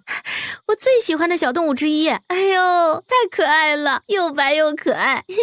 这眼睛狭长狭长的，透着精明劲儿，是个聪明的小家伙。你喜欢？这么可爱的小动物，我当然喜欢啦。不过毕竟是野生动物，野性难驯，我不能养着它。我不养它，但你也不能吃它。狐狸肉应该不怎么好吃吧？咱们现在也不缺吃的，就放过这个小家伙吧。我没说要吃它，太小了，才8斤左右的样子，没啥肉。哦，不吃就好。我还以为它是被你抓来吃的呢。是它自己跑来。是的，小玉，这狐狸是自己跑来的。它刚才想靠近你，被梁元及时发现抓住。原来如此啊！你靠近我想做什么？他一靠近，白狐就露出了很享受的表情。金玉让梁元放开他，白狐一得到释放，立马一个跳跃进了金玉的怀里，贪婪地闻着他身上的气息。金玉将他稳稳抱住，转了个身，背对着丁达，喂了白狐一口灵泉水。白狐狐立刻露出了一种厌足的表情，脑袋不断的往金玉怀里蹭。梁元的眸子瞬间危险眯起，将白狐提过来，见他是只公狐狸，脸就黑了。这小家伙刚才在占你便宜，是只色狐，留不得。你想什么呢？色什么狐？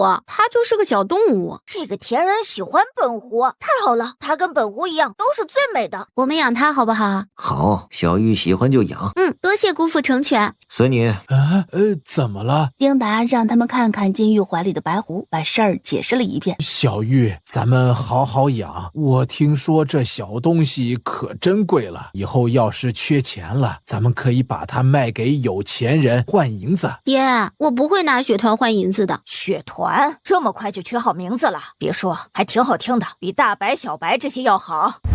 梁元盯着金玉那边看了许久，见他抱着白狐睡在金娇和梁月的中间，心底不知为何竟有些烦闷。脑子有病，那白狐占他便宜就占便宜，关我什么事？最近他总胡思乱想一些东西，还会做一些不知羞耻的梦。梦里他和金玉成亲了，他居然对他有非分之想。呸！重生了一次，我居然变成了色坯子。这种情况下也能想那些，对象还是……他又看了金玉一眼，还是个要身材没身材，要脸蛋没脸蛋的丑瘦丫头。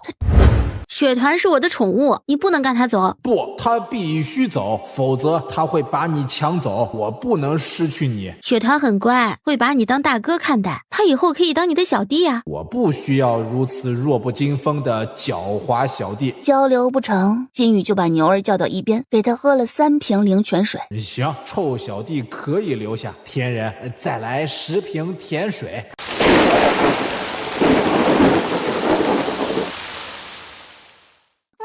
好吃了，这2只兔兔太好吃了。哎，咱们的日子过得越发好了，我都舍不得出山了。不出山可不行，总不能一直在山里当野人啊。山里总归不安全，容易出事儿，咱们还是得出去，找个地方定居下来。按照我们现在的速度，再走12天左右，应该就能出山了。到时候大家都得做好准备，把身上值钱的东西都藏好了。哎，这是一定的。山外是不是发生了什么？是的，诸王起兵造反，已经打起来了。虽说还未影响到南方，但南方边境紧挨着曼国。曼国见赤云国不仅发生了天灾，还发生了内战，便趁机攻打南方边境。他们杀人不眨眼，抢粮食，抢女人，无恶不作。诸王忙着内战，无人管南方边境，无数百姓死在曼人手中。在诸王反应过来的时候，南方的城池已经被曼国夺走了半。也就是说，我们出了羊驼山之后，很有可能会遇上曼人。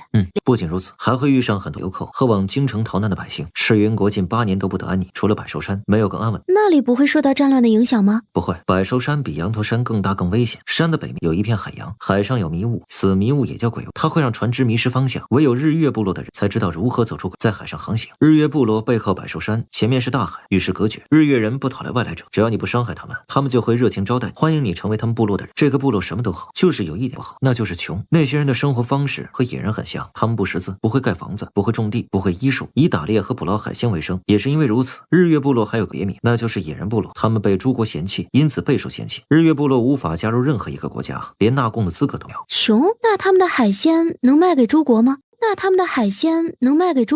能，因为日月人捕捞的海鲜是最肥美。诸国一边嫌弃他们，一边又迷恋他们的海鲜，于是各国的航海商人便想了办法与日月人沟通，以低廉的价格收购他们的海鲜，或者用米面等东西来换取。如此说来，去日月部落得坐船了。我们去哪儿弄船啊？会有办法的。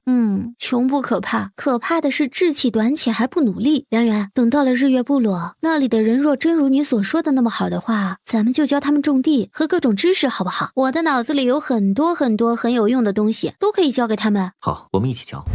这里可真美呀！我们安静的走，别惊扰了这些动物。他话音刚落，有一些动物就齐刷刷的转头看向了他们这边。金父、金母、梁元几人都走到了金玉面前，将他挡在身后。金玉身上的气息太吸引动物了。小玉别怕，我们会保护你的。野牛王也注意到了那些动物的目光，眼神瞬间变得不善起来。怎么办？这种大家伙，我们该怎么对付？金玉取过梁元腰间的水囊，趁着大家不注意，放了一袋灵泉水。你做什么？壮壮和雪团喜欢这种水，这些动物肯定也喜欢。我打算往湖里倒一些水，将动物们都引过去，然后我们再趁机逃跑。我跟你一起倒水。小圆，你保护好小玉啊！野牛王和雪团见了，都想跟上金玉。你们别跟上来，保护好我的家人们。灵泉水进了湖泊，立刻与湖水融合在一起，但一带水效果不大。金玉一咬牙，背对着金父等人这边，直接从空间里放了一大桶灵泉水到湖里。周围的动物们都疯狂，纷纷朝着这边跑了过来。趁现在，我们赶紧走。我们出来了，太好了，总算活着出来了。41天，我们在山里总共走了41天呀！在山里待了这么多天，我们居然还能活下来，真是奇迹呀！这都是多亏了佛祖保佑。对，多亏佛祖保佑，绝口不提金玉的功劳，在心里记着就行了。佛祖就是挡箭牌，见他们是在变相的保护自己，金玉感到很暖心。我们从羊驼山走出来的事儿不能够说出去，说出去也没人会信啊。咱们现在的样子太狼狈，先找个能遮掩的地方，把衣服鞋子换了，整理一下仪容，再去前面的山村吧。对，先换衣服，别让人以为我们是乞丐。壮壮和雪团怎么办？总不能把他们也带上吧？雪团还好，壮壮的样子可不得把人吓死。要不你们回山里吧。见金玉要赶他们走，两兽都不干了。白虎在他脚边转圈，野牛王最霸气，直接咬住了金玉的衣服。撒嘴，不撒嘴不给你水喝了。野牛王赶紧放开了他的衣袖，眸的委屈巴巴的叫了一声，双眼闪着泪花，泪珠挂在牛睫毛上，要落不落的，可怜极了。不就是装可怜装可爱吗？俺老牛啥都会，你给我看好了，看我表演真正的绝技。金玉无语了。野牛啊，我的眼睛都快被你闪瞎了，你咋能这么牛呢？眼泪说来就来，白莲花都没有你演技好。你个莲花牛！你们两个听我说，我不等金玉说完，野牛王就摇着脑袋，不听，在对牛弹琴，俺老牛啥也听不懂。你是俺的田人，你到哪儿，俺跟到哪儿。白狐四肢并用，抱住了金玉的右腿，水蓝色的狐狸眼睛水汪汪的看着他。摸了我的身，你就得对我负责，我负心人。金玉更无语了。这里可真幸福啊，没有受到一点天灾的影响。你们看那些水稻，金灿灿的一片，好诱人啊！哎呀，我们很久没有看到这么好的庄稼了。只是隔了一座羊驼山，这里和我们那里却是天差地别。也不想想羊驼山有多大，我们走了多久。是老王家的大黑在叫，外面有谁来了吗？诶，那是什么？我的娘啊，好大的牛啊！爹娘，你们快来呀，有头好大的牛进村了。你们是谁？来此作何？不好意思啊，几位兄弟，我们家的牛吓着你们了。我们从柳州府逃难过来，路过此地，天色已晚，想在此地借宿一晚，可否行个方便？借宿？你们有户籍证明吗？有的，你们放心，我们都是安分守己的良民。有证明就好。借宿就去找里长，那栋青砖瓦房就是里长家。我们村叫做小田村，因为离官道近，经常会有人路过借宿。里长就想了法子，发动村里人盖了2栋房子，当做村客栈，租给外来人。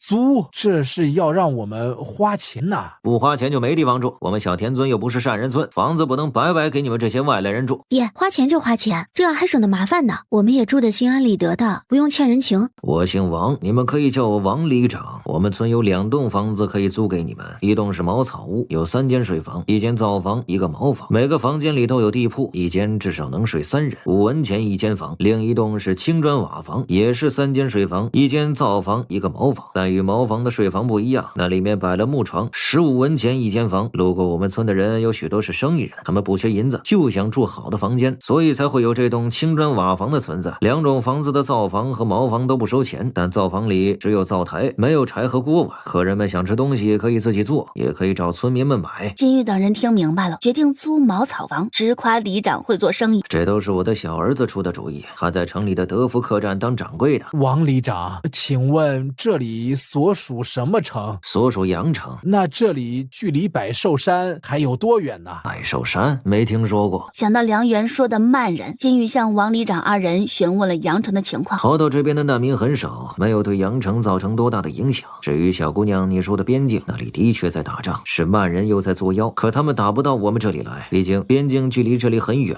而且朝廷也不会坐视不管，肯定会出兵去退敌的。我们庄稼人只需安心种地就行。按照王里长所说的，阳城是个可安身的好地方。既然如此，我们又何必再继续去百寿山呢？那个地方连小田村的人都没听说过，也不知是个什么样的地方。若是没有阳城好，我们岂不是白走了？咱们之所以逃荒，就是为了能够找到一个可以安身的地方。走了这么久，经历了那么多危险，我是真的累了，怕了。若阳城真的容得下我们也许可以留在这里。百寿山是个陌生的地方，咱们不一定非得去那里，对不对？梁元没有说话，他在想该怎么解释。正想着的时候，梁元感觉到了金玉的目光。交给我，我会让他们继续去百寿山的，你只要配合就行。不要，娘，你不要死！小玉，你怎么了？快醒醒！他这是做噩梦了。爹，你快救娘！娇娇，你不要离开姐姐！虎子，梁元，你不能死！小玉这是梦到我们全死了，难怪会被吓成这样，身上全是汗。不要杀我！娘，你还活着，你没有死。不哭不哭啊，娘好着呢。你是做噩梦了，梦里都是假的。不是假的，都是真的。我做的梦是佛祖给的预言啊！什么？小玉怎么哭了？爹，佛祖刚才给我托梦了，说让我们不要留在阳城，曼人很快就会打过来，还有很多国家都会来攻打我们赤云国，赤云国会全国大乱，死很多很多的人。我原本是不信的，可哪知梦境一转，曼人真的打来了，所有人都死了。咱们不能留在阳城，得赶紧离开。佛祖还说了，百寿山才是我们该去的地方，日月部落是真正的世外桃源，可以让我们免受战乱之苦啊！这爹，天下大旱这么久，朝廷都没有任何救灾的行动，可见肯定是发生了什么我们不知道的事情。连旱灾都不来救治，朝廷又怎么会派兵去退敌？没有人去退敌，曼人说不定真的会打过来。梁大哥所言并无道理，我听夫子说过，以前发生天灾的时候，朝廷都会第一时间来救灾。可是这次旱灾如此严重，却没人来救灾。若曼人真的打来了，我们想逃就晚了。三家人里，就属梁元和丁流读书最好，脑瓜子最聪明。看到他们两人都这么说了，金父等人一下子就慌了。那我们就不去阳城了。我们阳城要去，但不能久待。我们在山上挖的药材不能一直放着，得先去阳城找地方卖了。之后我们再买一辆马和2辆马车，一辆用马拉车，一辆用野牛拉车。坐车会比走路更快。马车我们可没坐过呀，那可是有钱人家做的东西，可贵了。贵也要买，我的双脚都快走废了。买，娘给你买，咱们就坐马车和牛车赶路。就听梁元的，咱们先去阳城卖药材，再去买马和马车，然后继续赶路去百寿山。爹，我有话跟你说。有什么话你直说就是了，怎么还偷偷摸摸的，怕被人听到似的？爹，有件事我一直没敢告诉，这事很荒唐，却都是真的。他将自己重生的事儿告诉了梁红，梁红傻愣住了，好半天才回过神来。你为什么不早说？你这傻孩子，你过来让爹抱抱。那时候你一定很苦，对不对？这事儿不许再告诉任何人，你知我知，天知地知就行了。梁元，梁伯伯，吃早饭了。好，我们这就过来。你那时活到多少岁？有没有娶妻？38岁，未娶。你和小玉的婚约还在，若有意就自个儿把握住，别等失去了才后悔。等我们卖了东西，买了马车就离开这个城。你给我忍着点，不能乱跑，不能捣乱，要不然你就会被人抓走，砍掉脑袋拿去祭神的，再也见不到我了。你也一样，要是被抓走，你就会被剥皮，用你的皮做衣服。白狐和牛都无语了。人类蔫坏就会吓唬狐，人类蔫坏就会吓唬牛。我们手里有5株百年人参，2株红参，18朵灵芝，普通何首乌10斤，人形何首乌5斤，鹿茸6斤。这些东西能卖出天价，但是物以稀为贵，一次性拿出卖给同一家店肯定会被压价，而且还会引人注目，所以咱们得分开卖。卖了银子后，顺便买点防身药。没过多久，众人就分成4路去卖药材。爹，你们进去吧，我在这看着壮壮和雪团。我跟大姐一起。行，你们姐妹俩在外面等着我们，别乱跑啊。大兄弟，掌柜的，他不是什么大兄弟，他是我娘子。抱歉，是在下眼拙了。没事儿，小妇人都习惯了，不怪掌柜的。你可一点都不小，比我还壮。掌柜的，咱不纠结这事了。您刚才想说什么来着？您继续说，我们听着。你们的药材都是上等货，按照现如今的行情，人参我能给你们开的最高价是30两，何首乌10两，灵芝5两一朵，鹿茸20两。掌柜的，您别欺负我们庄稼人，啥都不懂。咱们家也不是第一次卖人参了，行情还是知道的。这世道越不太平，这药就越值钱。平日里100年人参也能卖个100两，落到您这里怎么就只剩30两了？您压价也太狠了。还有鹿茸、灵芝这些东西都是些珍贵的宝贝，您掌柜的，要我说呀，您若真想买，就给个实在价吧。您方才说的那个价钱，我们可不敢卖。大兄弟是个厉害人物，居然还懂得这些。既然都是聪明人，那在下就不拐弯抹角了。这些药的确值钱，尤其是现在的世道。这样，人参我开价110两，鹿茸60两，何首乌50两，灵芝30两一朵。这加起来得有多少银子呀？共350两银子啊，这么多？可是来之前你哥不是说了，咱们手上的这些东西能卖400两吗？哼，这个不成器的小混蛋，还不如你大姐机灵。这要是大女儿在这里，肯定会配合我。那掌柜的这里怎么才给350两，差了50两呀？大兄弟，你可别这样，400两是不可能的，我最多只能再给你加20两。成交。我爹笑起来的样子太像个奸商了。我相公怎么跟换了个人似的？这才是他的本来面目吗？我好像掉坑里了。爹，怎么样？卖了，全卖了。这里不是说话的地方，咱们先离开。梁家卖的东西最多，共得820两银子。丁家分了2路，共卖了730两银子。3家卖的银子合起来，共计1920两，平均分配每家能分640两。大家都惊呆了，我们发财了！没错，咱们发财了，表弟，咱们可以买很多零食了。然后他和金虎同时用火热的目光看向金玉，金娇和梁元也都看向金玉，那饥渴的表情让大人们都回了神。一有钱就想着吃的，哎呀，我这一辈子都没见过这么多银子。你不想吃的？想，我无时无刻都在想着那些美味。我也很想手机里的美食，那些东西太让人嘴馋了。我也想吃，这以后都可以尽情的吃了。不过在这之前，咱们得先去把马车买了。金玉点头，看向野牛王，再给你买个大车厢，跟着他是要付出代价的。野牛王无语了。最终再三商议后，大家花70两银子买了1匹棕色大马，又花5两银子买了2个大车厢。野牛王看着那车厢，整头牛都很抗拒。可等金玉给他喝了5瓶水之后，他就不抗拒了，拉着独属于他的车走得特别欢快。要不是有金玉稳着，他都想用跑的了。老爷，方才有人来报说我们城里出现了大野牛，那野牛比老爷之前让人找的那些野牛要大很多，不仅大，还很强壮坚实，它很温顺，愿意让人抚摸。竟有这等事，难不成是传说中的白只野牛？此牛现在在哪儿？快让人去把它抓回来。敢哭就把你丢出去！媳妇儿，你怎么越来越凶了？不凶怎么压得住你？瞧你这点出息，不就是25两银子吗？又不是把银子都花完了，数来数去的没完没了。拿来，给我也数2遍过过瘾。哎呦，这牛车坐着真舒服。杰摩一边享受的眯了眯眼，一边数银票、银锭子，还拿起一个银锭子咬了一下，这口感真好啊！老娘居然也有数银子的时候。羊驼山里的宝贝真多啊，这么一点儿就能卖这么多银子。要是再来上一些，够我们吃几辈子了。可别大姑，走一趟羊驼山就差点要了我们的命了，哪还能再去第2次？那得多吓人啊！我们是因为有佛祖和壮壮保护才能安然出来，你看看城里那些人的下场，光是想想就可怕。大姑懂得，大姑只是随口说说而已，心里一点都不想再回羊驼山，好不容易死里逃生，哪能再回去受罪呢？想要宝贝也得有命享受才是啊！这次能赚这么多银子，已经是意外之喜了，大姑心满意足的很。我也满足了，等到了百寿山，找到安稳的地方住下来，咱们家呀就买点田地来种，日子肯定会过得比在老金家的时候好100倍。那是肯定的。姐，有一件事我之前一直没敢告诉你，后来逃荒又给忘了。什么事儿啊？我们的身世。爹，你和大姑有啥身世啊？难不成你们不是奶生的？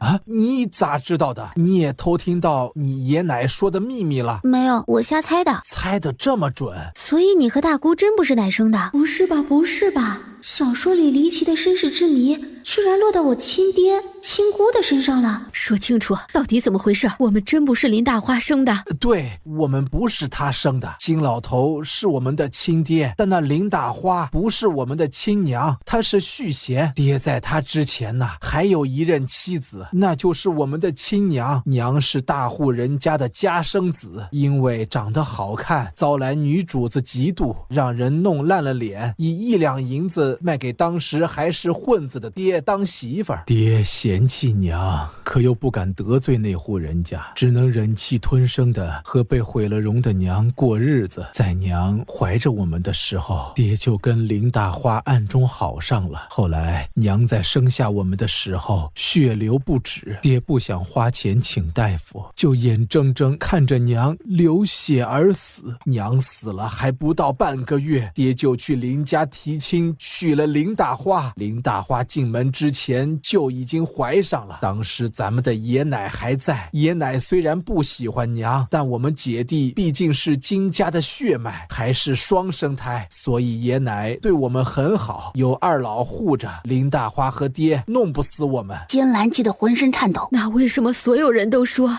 林大花是我们的亲娘？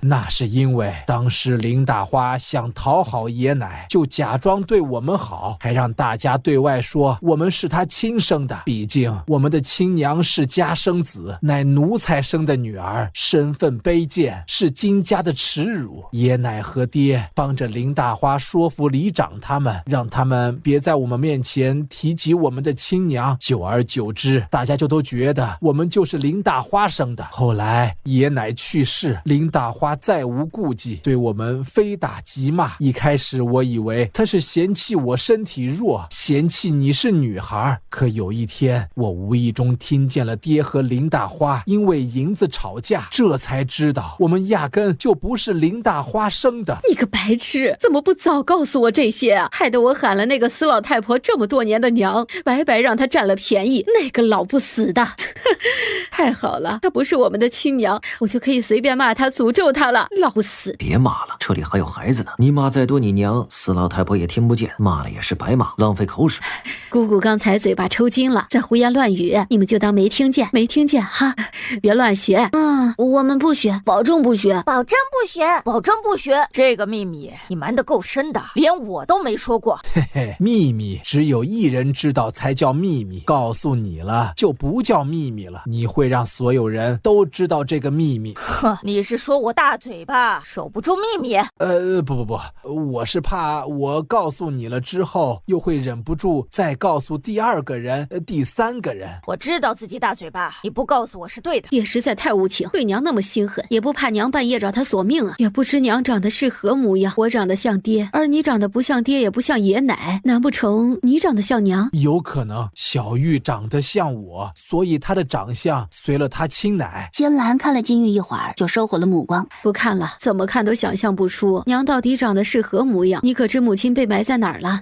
不知道，当初爹随便挖了个坑就把娘埋了，几十年过去，什么都找不到了。爹，你可知奶奶的名字？知道，你奶奶叫穆冬梅。我的亲奶奶叫做穆冬梅。是啊，我查了许久才知道的。怎么了？没什么，就是觉得这个名字很好听。太巧了，他在现代生活过的那个福利院的老院长也叫穆冬梅，老院长是他最喜欢的老人。爹，等我们安定下来后，给奶奶立个灵位吧。那是肯定要的。爹，既然你知道奶奶不是我们的亲奶奶，那在家的时候，奶奶要把我们分出去，你和娘为什么不同意啊？你奶呸！林大花那是分吗？那是赶，他要让我们大房净身出户，什么都不给。可我们现在不也什么都没得到，就和爷奶断绝关系了吗？傻孩子，你也说了是断绝关系了，断绝关系和净身出户是不一样的。以前我们就算净身出户了，那也跟老金家还在同一个村子里，不管多努力干活，挣多挣少，老金家都会上门来管我们要钱。你爹我还得给两老养老，既然这样，那我不如不分出去，吃他老金家的，喝他老金家的。哎呦，这牛车刚坐的时候舒服，坐多了就屁股疼，腰也疼，总比走路好啊。嗨，那倒是。徐护卫，就是这头牛。总算找到这头畜生，这野牛是你们的？是我的。银子给你，牛卖给爷，给野牛绑上绳子，先走。住手！爹，别管，让壮壮教教他们怎么做人。咱们躲远一点，免得被殃及。哪儿来的一群丑人？死开！别打扰俺老牛吃老草。大家注意点，野牛性子很烈，务必要一下子套住它，别让它跑了。有一人把绳子扔出去，准确的套住了野牛王的脑袋。野牛王怒了：啥玩意儿？弄俺老牛脑袋上做什么？俺老牛要吃老草。草？滚犊子的死丑人！不仅打扰俺老牛吃草，还想弄断俺老牛的脖子，弄死你丫的！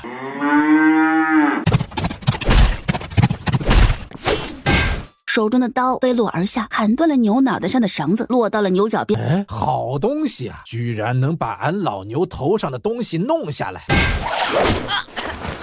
牛居然会使刀！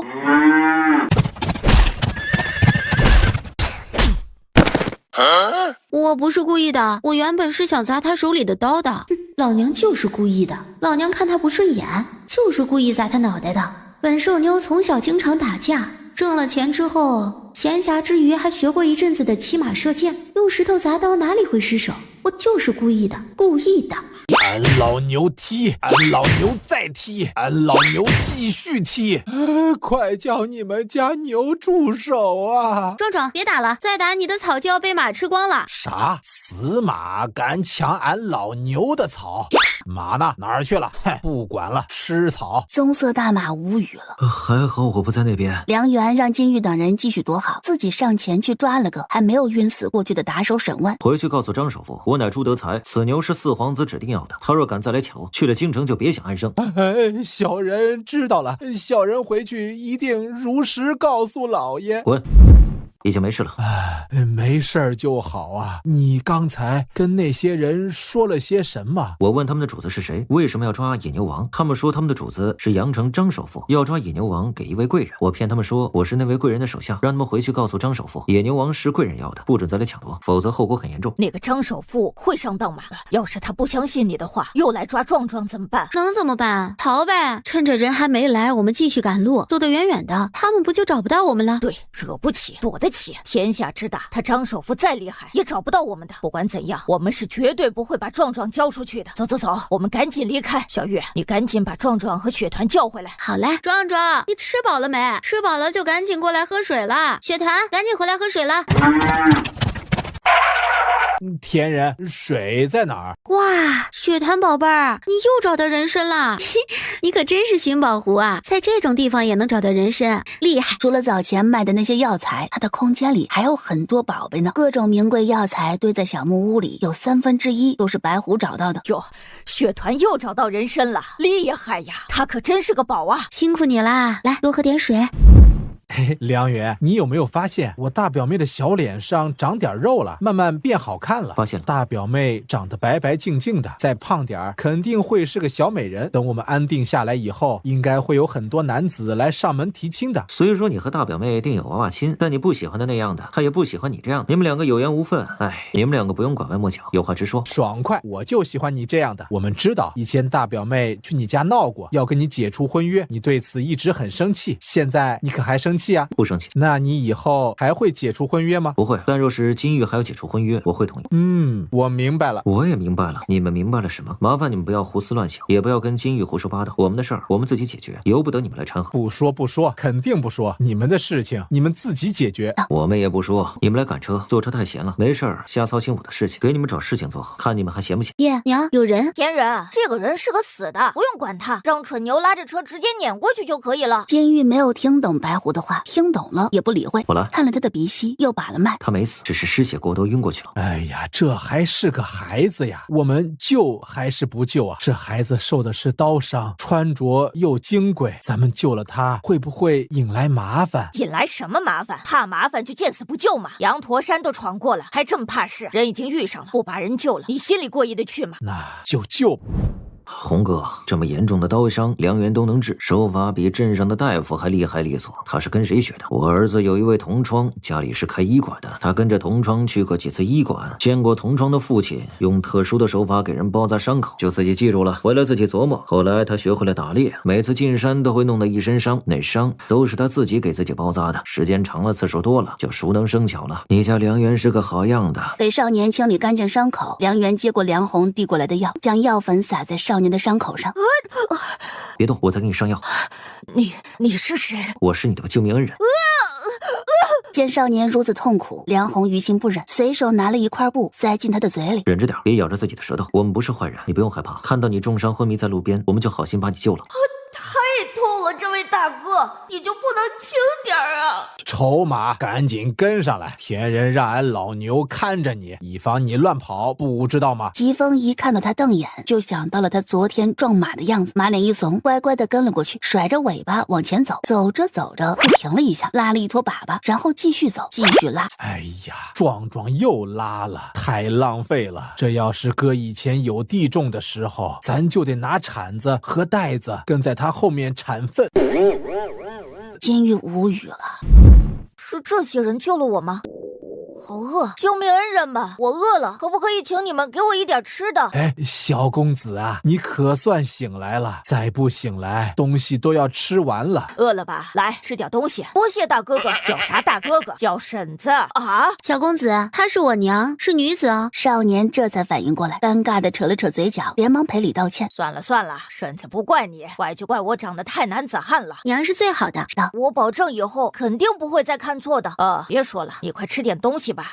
太好吃了，这是我吃过的最好吃的面疙瘩。好吃你就多吃点。一碗面疙瘩连带汤汁一起吃完。在下姓程，名千龙，多谢你们今日相救。正跟着金父等人走过来的梁元闻言挑了挑眉，臭小子可真懒，名字倒过来就成假名了。程小公子，你为何会受如此重的伤？家住什么地方？可否告知我们，我们也好送你回家。在下家住江城，在文人们的好意，在下心领了。在下不能让你们送我回家，在下是被人追杀才会晕倒在路上的，那些人可能随时会追上来，在下不能连累你们，你们还是别管我了，早早离开这里吧。发生什么事了？是壮壮的声音，赶快去看看。射到了野牛王的屁股上。壮壮，他扭过头来，看到金玉，牛眼里闪动着委屈的泪光。他冲着金玉叫了一声，然后转过身，用屁股对着金玉。田人，俺老牛屁疼，你快帮帮俺！你忍着点，不许踹我，我帮你把飞镖取下来。金玉无语了，幸好我是站在牛屁股侧边，幸好我的手收得快，不然就抓粪了。野牛王这会儿终于舒坦了，正准备用脑袋去拱金玉，就看到余下的3个黑衣人要逃，瞬间牛眼喷火，冲着那几人撞了过去。有队伍快速而来，有刺客护驾，你们是何人？这些黑衣人是你们杀的？我们是路过此地的百姓，因为在路上救了一个小公子，引来了这些黑衣人。他们本想取我们的性命，可运气不好，招惹到了山里的野兽，被野兽虐杀。住手！不许伤害他们，他们是本公子的救命恩人。梁元、小玉，臭小子，总算找到你了。属下参见七公子。都起来吧，两位恩人，你们没事吧？没事，你们怎么过来了？我们啊，实在放心不下你们，所以过来看看。是我连累了2位恩人，你们放心，这几个穿玄色衣服的都是我的人，有他们在，我们就安全了。哼，安全？有你这个惹事精在，哪儿都不安全。二哥也来了。龙千羽领着人跑过来，先是神色冷然地扫了程千龙一眼，见他腿上虽然受了伤，但好在人没死，这才对梁元等人拱手，正准备说些什么，还未开口。二哥，你可算来了，你七弟我差点就没命了呀！幸好有这些恩人相救，要不然你就再也见不到我了。恩人们，我给你们介绍一下，这是我二哥程千羽，我在家排行老7，你们可以叫我七公子；我二哥排行老2，你们可以叫他二公子。龙千尘，好样的！你又跟别人介绍自己叫程千龙了，每次在外都取这么个烂假名，就不能换个好听的吗？多谢各位救了我七弟，给你们添麻烦了。我七弟有些调皮，喜爱独自一人出来游玩，最近世道乱，才会引来一些人的惦记。这些黑衣人是冲着我七弟身上的钱财来的，抢了钱财后还想杀人，险些连累了你们，实在过意不去。没事，没事。梁兄弟、金姑娘，竟是你们啊！宋神医、李信，你们怎么会在这里？好巧啊！宋神医，你们怎么受伤了？没什么，都是小伤。上次与你们分别后，遇上了一些流寇。二公子、七公子，这些人就是上次在羊驼山救过宋某一命的恩人。哦，竟是他们。他对着金玉等人拱手，又是一番感谢。自上次分别，宋某心中一直在担心，日夜都在期盼你们平安。如今在这里见到了你们，总算可以放心了。我们是运气好，一开始有宋神医给的药，才能化险为夷。后来越往深处走，越发艰难。我们险些丧入野兽之口，幸而有这头野牛相助。我们侥幸帮了这头牛，他便把恩情记在了心上。在我们陷入危险的时候，多次帮助我们。有他在，我们一家人齐心协力，才能排除万难，走出羊驼山。哎，对，这野牛看着凶，实际上还是很温和的。我们遇上它是走了大运了。这头牛也太神奇了。方才我们看到它撞飞了一个黑衣人，着实厉害，挨千刀的呀，居然给牛下毒，那些人活该去见阎王。这是什么毒啊？不知道，但可以用宋神医给的解毒药试试。白狐不知从哪儿跑了出来，伸直了脖子去看野牛王的屁屁。梁元迅速躲开，白狐被喷了一脸。这屁有毒！金玉等人傻眼了。等白狐身上的臭味散开了，金玉才把他抱去马车里放着。刚才那些人的身份看着不简单，我们救了七公子，他们会不会给我们一点点好处啊？成天就想着好处，你救人就是为了图回报吗？那他们要是非要报答我们呢？他们要是硬塞银子给我们，我们收还是不收呢？或者他们让我们跟他们走，帮我们找可以长居的地方，我们同意还是不同意呢？不管宋神医他们会不会带上我们，我都不会跟他们走的。我们梁家三个人还是想遵从佛祖的指引，去百寿山。咱们就先别讨论这些了，说再多都没用，得先看看宋神医他们是什么态度。我们对他们不了解，茫然的跟着他们走，真的好吗？小玉说的对，咱们不能冲动。这样吧，一会儿我们问问宋神医他们，看看他们知不知道百寿山。若是知道，就从他们这里先把百寿山的情况弄清楚，再做决定。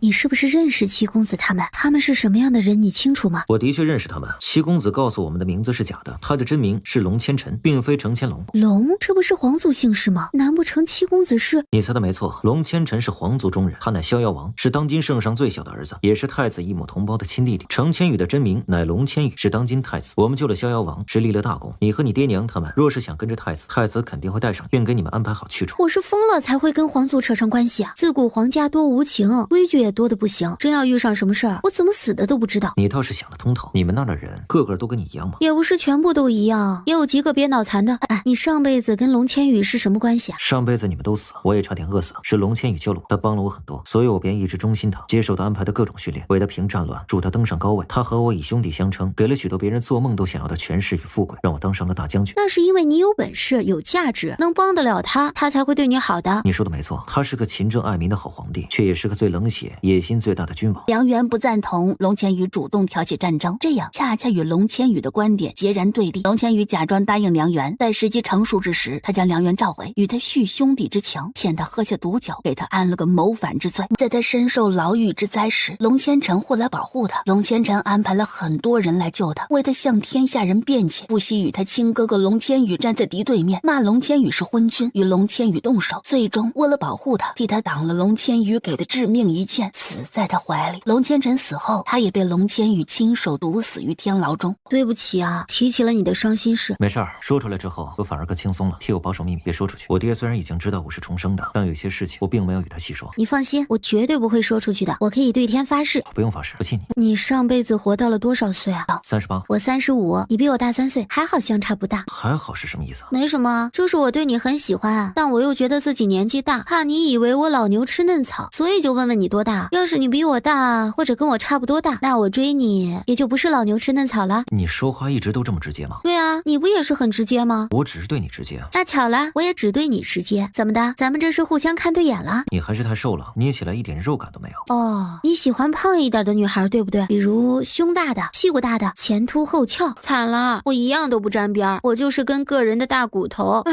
完蛋，我不是你喜欢的类型。你当娃娃亲是死呀？不喜欢我还不是要娶？你不喜欢欢我。算了，强扭的瓜不甜，我不逼你娶我了。回来！梁元抓住他的后衣领，把他跟小鸡似的拎了回来。还想再退婚吗？做梦！放我下来，勒到我的脖子了。梁元吓得忙将他放开，紧张地检查他的脖子。勒到哪儿了？一摸上金玉的脖子，他才发现太细了，一折就会断，吓得他如同触电般把手收回来，生怕一不小心弄断金玉的脖子。看到他们两个人回来了，金父等人立刻将目光落到他们身上，来回上下打量。你们看什么？没什么，就是觉得小玉这会儿啊，比刚才好看了不少。金玉无语了，想八卦就直说，我不会害羞的。我和梁元才只说了不到1刻钟的悄悄话，就变好看了。行，那以后我就和梁元多说点悄悄话。既然你们没有地方可去，那么就跟我们一起走吧。你们救了七公子，是我们大恩人，我们怎能任由你们四处流浪？你们放心，我们会给你们安排一个好地方居住的。跟你们走去哪儿啊？去京城啊？京城？宋神医，你可知道百寿山？知道。怎么了？那您可知百寿山是个什么样的地方？那里是不是有个叫做日月的部落？我们听一个商人说过这个地方，对此地很好奇。原来是听商人说的呀。百寿山后面的确有一个名为日月的部落，这个部落不受诸国管辖，盛产海鲜，各国的许多商人都会向这个部落收购海鲜，再转手卖出去。宋神医当下就跟金父等人说了那里的情况。娘嘞，这不是野人吗？他们赶紧走到一边，背对着龙千羽等人，小声议论起来。不止穷，还得坐船才能去，要通过一个什么鬼雾。娘啊，光是听着就很吓人，这让我们怎么去啊？要不我们不去百寿山了，跟贵人们走。你们不去，我们一家是要去的，这是佛祖的旨意。我宁信佛祖，也不信贵人。爷娘，容我说一句，佛祖之所以指引我们去百寿山，是因为那里没有战争，没有天灾，穷不可怕，最可怕的是懒。咱们都不是懒人，只要没有战乱和天灾，走到哪里我们都能活。日月部落的人不会种地，但我们会啊；他们不会盖房，我们也会啊；他们不会的，我们都会，那还怕什么？指不定我们还可以带领日月人致富，成为他们最尊敬的人呢。别忘了，我们可是有法器的。京城是好，可那里贵人多，遍地都是班儿，一不小心就会惹来麻烦，人头落地。宋神医他们护不了我们一辈子。你们想想七公子为什么会受伤，再想想刚才的那些黑衣人，若是再来一批黑衣人，贵人们能保护我们吗？他们肯定会先保护他们自己的。跟着贵人走，小玉手里的法器就不能随便用了，那里面的美食你还没有全吃过呢。娘，我想吃美食。京城有巧克力、面包、蛋糕这些吗？应该没有。那我不去京城了。不去，坚决不去。不去。你呢？你可想好了，你是童生，若是去了百寿山，可就无法参加科举了。如今这世道，留下来也无法参加科举。二公子宋神医，实不相瞒，我们还在老家之时，就一直对南方很向往，想来南方四处走走，见识这里的风土人情。如今借着天灾，我们好不容易历经苦难来了这里，就不打算轻易离开了，想等玩够了之后，再在南方找个合适的地方住下来。玩？你们有银子吗？我们在山里时找到了一点人参和灵芝，在阳城换了一点银两。原来有银子傍身呢。你们是本公子见过的最有趣的农家人，本公子再给你们一次机会，真的不愿去京城吗？金玉等人齐齐摇头。不去就不去吧，本公子不为难恩人们，你们救了我七弟，恩情是肯定要报答的。这些金元宝你们收下吧。金父的神色可激动了。金元宝？他活了这么多年，还从未见过金元宝呢。收啊，必须收下呀！若不是有金母拉着，金父都要扑过去了。你们若是不收，本公子心里会过意不去，寝食难安的。那我们就收下了，多谢二公子。好多金子啊！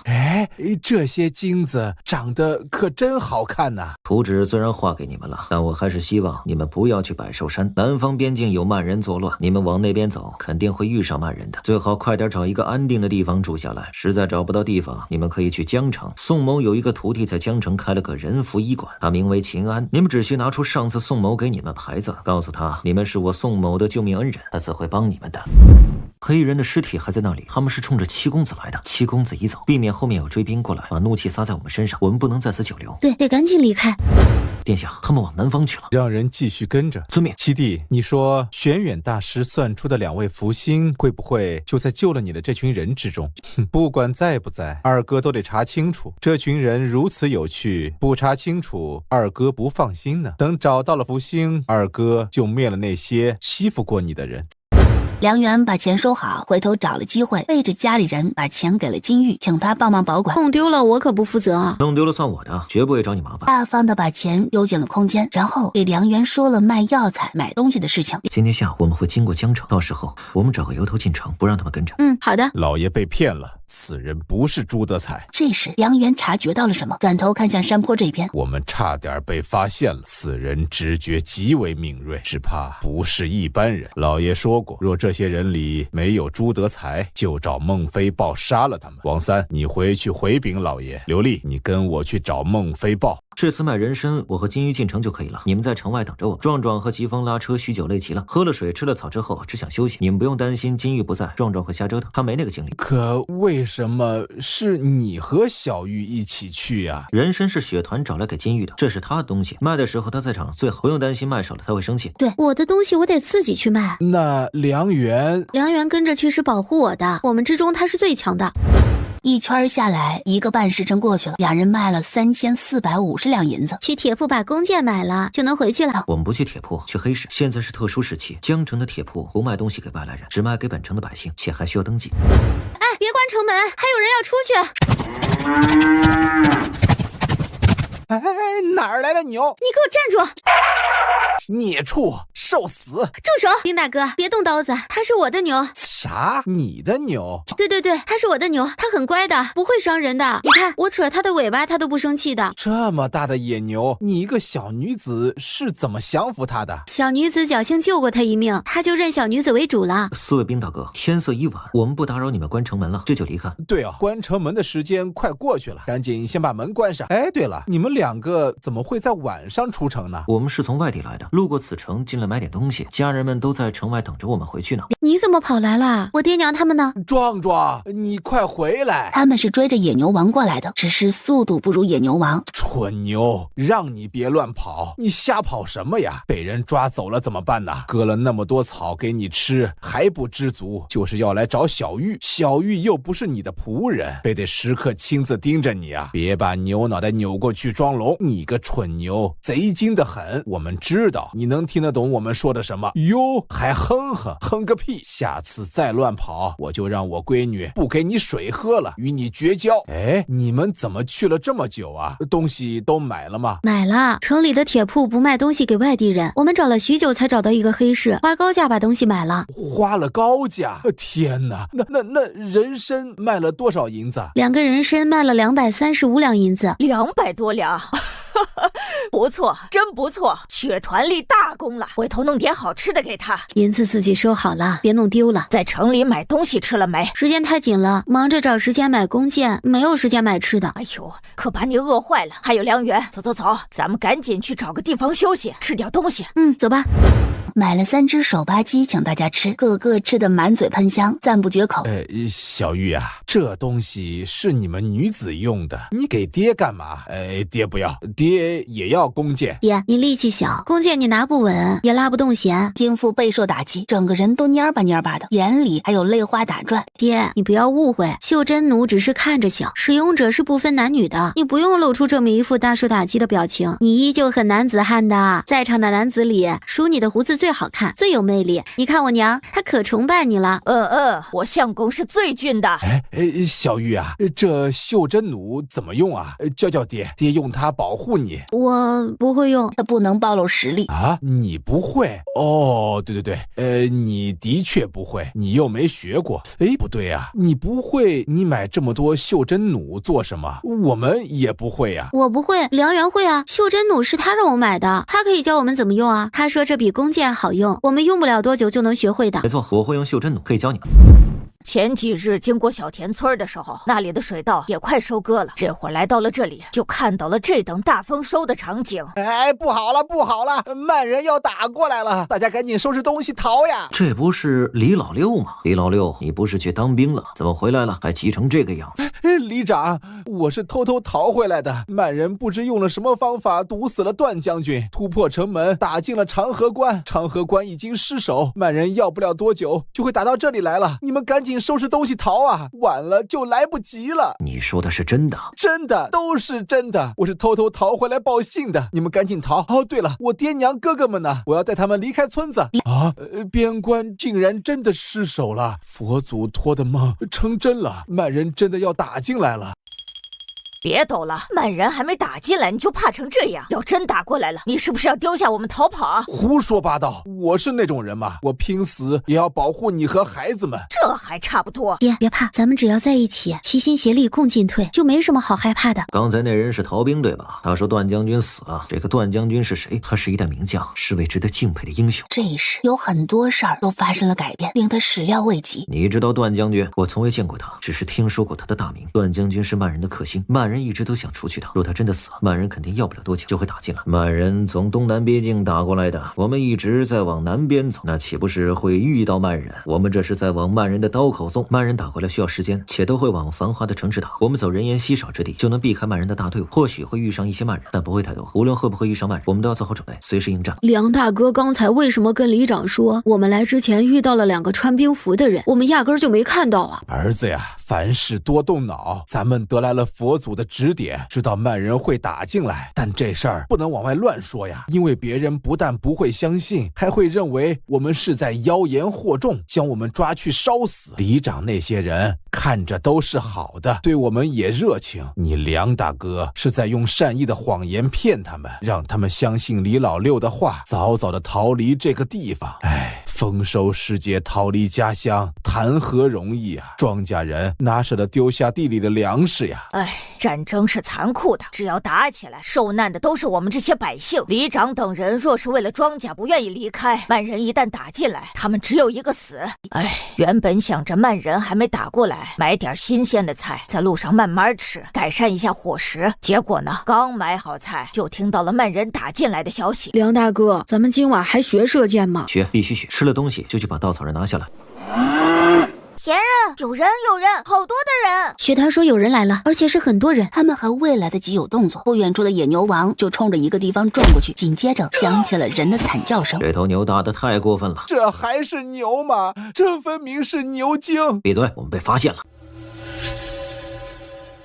拿着袖珍奴的手有些颤抖，他又杀人了。可他若是不下狠手，死的就是他。你们是什么人？为什么要偷袭我们？我们是山匪，围攻你们当然是为了抢钱。乖乖的把钱财拿出来，我们可以留你们一个全尸。据我所知，这附近只有一个匪窝，名为暴云寨。敢问阁下可是孟飞豹孟寨？你小子居然知道我！在下有幸听过孟寨主的大名，孟寨主，在下没有猜错的话，应当是张首富让你来找我们的吧？目的便是为了这头野牛。阁下到底是谁？在下梁元，只是一个普通流民，从柳州府逃荒而来。柳州府那里距离这里远得很，你既是普通人，又怎会知道我们这些远在南方的山匪是听谁说的？在下是听宋神医说的。什么？你认识宋神医？我等逃难进入羊驼山之时，侥幸救了宋神医一命。宋神医为报答我等，与我等说了南方的情况，还给我们一块牌子和一些药。梁元把牌子亮给孟飞豹二人看。宋神医曾对我们说过，距离江城不远的一个山里有一个暴云寨，寨子里的人虽是山匪，却从不会乱杀无辜，是劫富济贫的英雄好汉。宋神医还说，他曾救过孟寨主一命，生怕我们在去南方的路上会遇上麻烦，所以给了我们这一块牌子。如此说来，我们就不能杀他们了。他和弟弟刚落山为匪的时候，招惹到了不该招惹的人，被那人派人追杀。他们兄弟二人身受重伤，落了牙，大难不死，挂在了一个歪脖子树上。宋神医采药路过，便顺手救了他们。得知他们是山匪，就让他们不可再作恶，不可抢夺平民百姓，不可杀害无辜。自那之后，他们再也没有见过宋神医。半年前，他弟弟不幸中了毒，如何都解不了毒，唯有用宋神医的独门解药才能解除。可宋神医喜欢云游四方，行踪不定，他们一直找不到人。后来得知张首富手里有宋神医的独门解药，就想去抢，可张首富十分狡诈，来硬的根本不行，他们只得来软的，与张首富合作，帮他做事。今日还违背良心，来这里杀这些普通的人。他们已经违背了对宋神医的诺言，内心本就愧疚不已，现在又得知了他们这次要杀的人是宋神医的救命恩人，这还怎么下得去手？宋神医是他们的恩人，而眼前的这些人却是宋神医的恩人。换言之，这些人也是他们的恩人。杀普通人已经违背诺言，遭人唾弃了，杀恩人更是要遭天谴，被雷劈的。杀个屁呀！张首富这个害人不浅的玩意儿。梁元将孟非豹二人的表情变化尽收眼底，又对着金玉伸出手。光凭牌子还不足以让孟寨主相信我们认识宋神医。把宋神医送给我们的药拿出来，给孟寨主他们瞧瞧吧，随便一瓶就行。比如宋神医的独门解毒药。那这就是宋神医送的解毒药，还蛮好用的，不信你们可以尝尝。不用尝，不用尝。宋神医装药的瓶子上有一个很特殊的灵芝图案，你让我们看看就行啊。那你看吧，真的有灵芝图案，这的确是宋神医的独门解药。弟弟，太好了，你有救了！各位，方才多有得罪，实在不好意思。梁元假装没有看到孟非豹眼底的火热，将药瓶收入怀中。孟寨主这是相信我们说的话呢？谢，我当然谢。宋神医的东西可不会轻易落到别人手里，尤其是这块牌子，那是他的信物，别人抢都抢不到的，除非他自己亲自送出去。孟寨主信了便好，那你们还想抢我们吗？不抢了，宋神医的恩人就是我孟非豹的恩人，我怎么会抢劫恩人呢？刚才都是误会，咱们是不打不相识，误会解开了就好了。我们不抢了，也不杀你们了，你们尽管放心。哼，